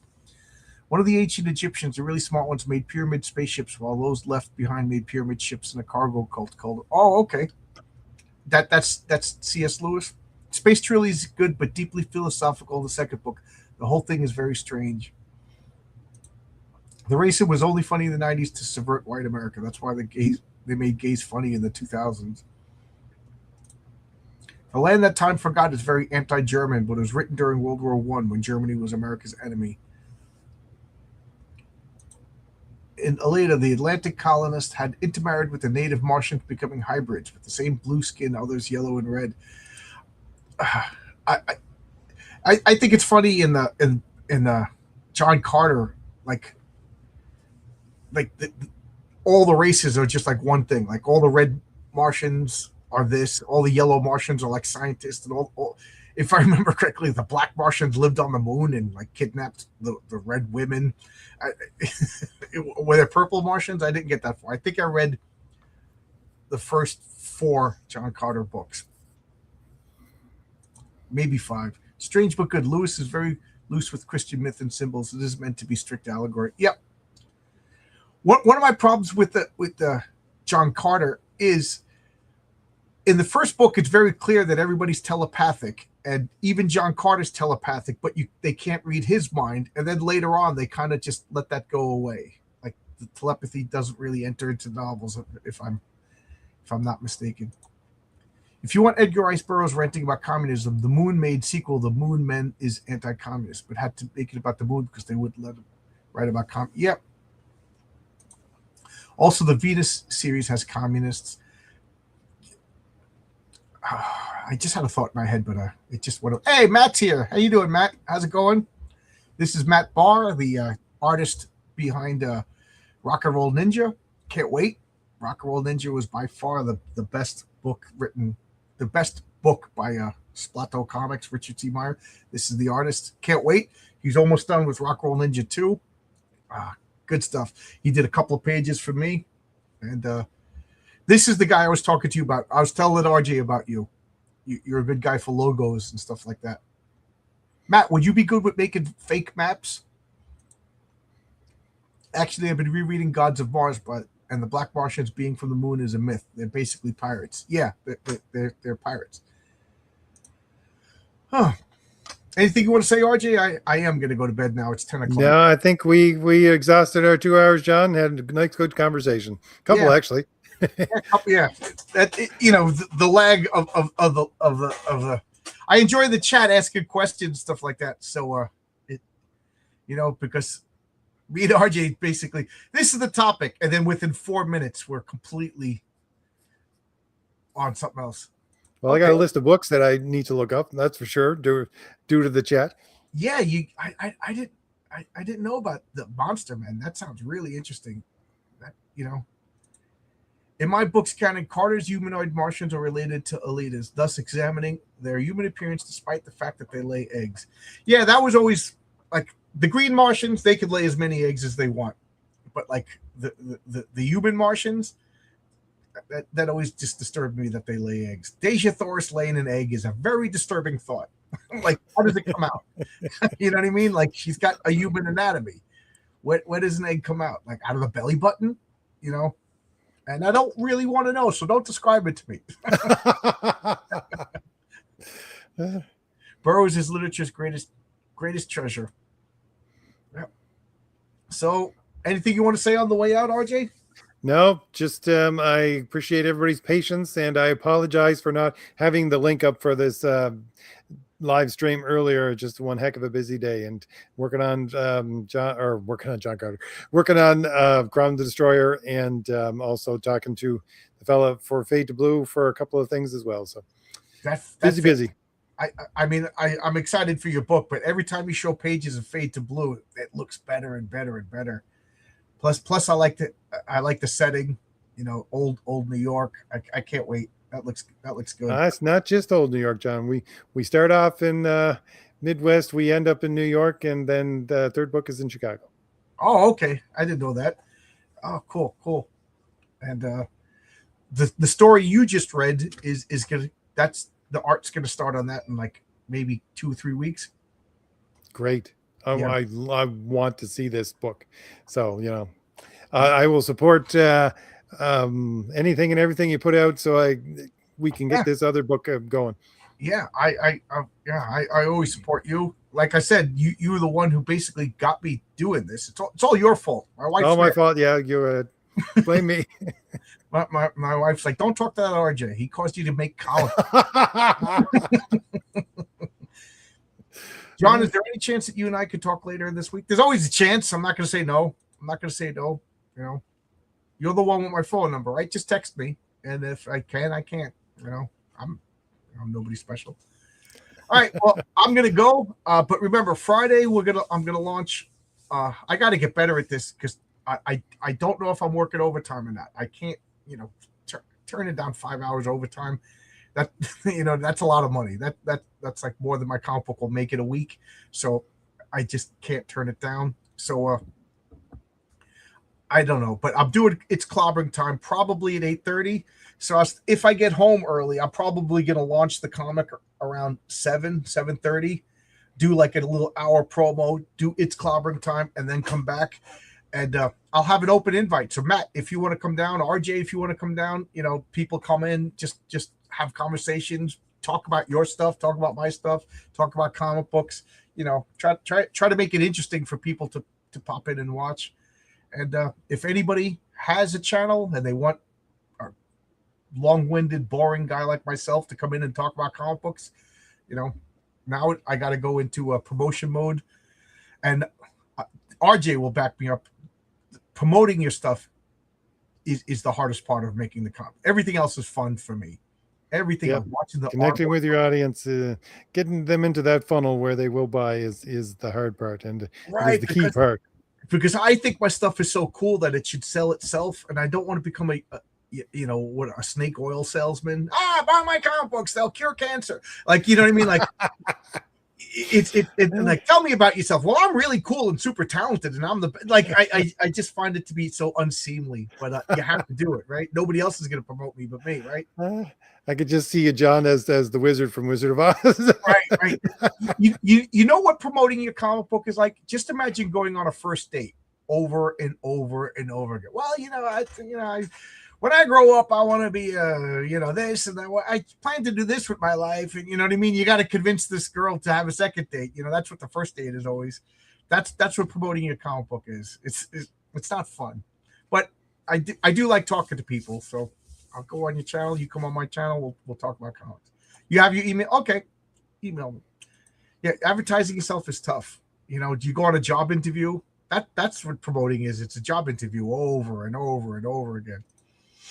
But you got to do it. Stan Lee's not here. We got to promote comics ourselves, and we got to stop fighting with other comic book people. If you don't like the other comic book guy, just don't talk about him. Bury him in sales. What's that? Bury him in sales, if that's what you need to do. Right.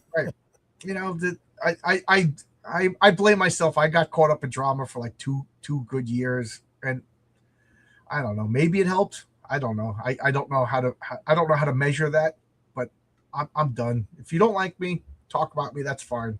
I'm just not going to respond. I got comics to make, and there's plenty enough people that do like me that I could. Not that I'm going to put a bubble around myself. You know what I'm saying? I'm just not going to be the puppet on the string that whenever you want to, talk about me and get some super chats, mention my name, and then I turn into Pinocchio. And then you show that. Look at this guy. I fell for that a few times. But anyway, goodbye. See y'all later. See you. Tune in for RJ's sermon on Saturday. Please don't call it that. Ramblings of a madman in the wilderness. There you go. I enjoy you. You always give me something to talk about. To think about rather. And I have to listen to it either when I'm driving in my car and I can concentrate, or if I'm like sitting in this chair and I'm drinking my coffee. Because a lot of times on YouTube, like I'll be cleaning or doing something like that. Because who cares? But your stuff, I always like to think about it. And even the stuff I disagree with, it's very thoughtful, and I get nervous, like, well, how am I going to tell RJ he's wrong about this? That's what the comments are for. Everybody, right. Just let everybody in the chat know, or anybody's going to listen to this video. That's what the comments are for. I'm testing out my ideas to see if they'll string together, and then see if they hold up to people in the chat. It's just this week. I don't know if you've ever watched RJ, but every once in a while I do a show called Theology, and it's usually a telepathic bunny and I bounce ideas. Have you seen it? I've seen it. Yeah. Yeah. I just thought another one today. I want to bounce an idea, but I have 3 planned theologies, but I've just been so busy with work. We haven't been doing it, but I don't know. Maybe I'll whisper to you what I'm thinking about, and tell me what you think. Jewel, I appreciate the fact that you love telling me that I'm wrong in the comments. I just like for people to tell me that I'm wrong in a articulate way, because you get these morons coming into your comments saying, "Ha ha, this guy's an idiot." And I'm going, "Gee, that was a well put together argument you just put out there." Yeah. I mean, I'm always wrong. I'm always wrong. Yeah. Just tell me why I'm wrong. Yeah, I don't mind. If I'm wrong, I'm wrong. It happens more often than that. But on that note, check out RJ. Crom the Destroyer is live on Fund My Comic right now. I'll put the link here one more time. Link is in the description in my video for both mine and John's open campaigns. It looks beautiful. I've seen a lot of the art, and then Heroic Tales 2 is available on this link for the time being. I'm going to open up a permanent store, so right now you can get this.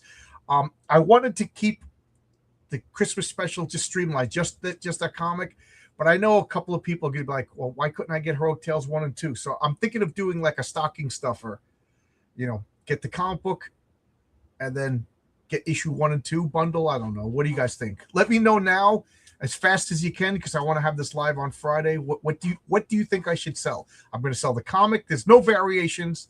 There's just the comic. It's a flip book, so it has the 2 covers in 1 comic. I got the King Fu hoodie, the King Fu membership card, and I have a super secret add-on that I will be announcing when I go live. I think it's so cool. I hope people are into it.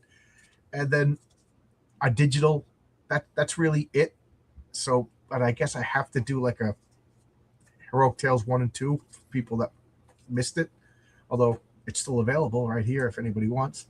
But anyway, let me know not in the chat. Let me know in the comment section to this video. What else do you think I should include or not include in my campaign?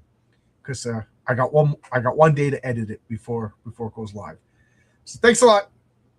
See you all later. See you later. Bye, kids.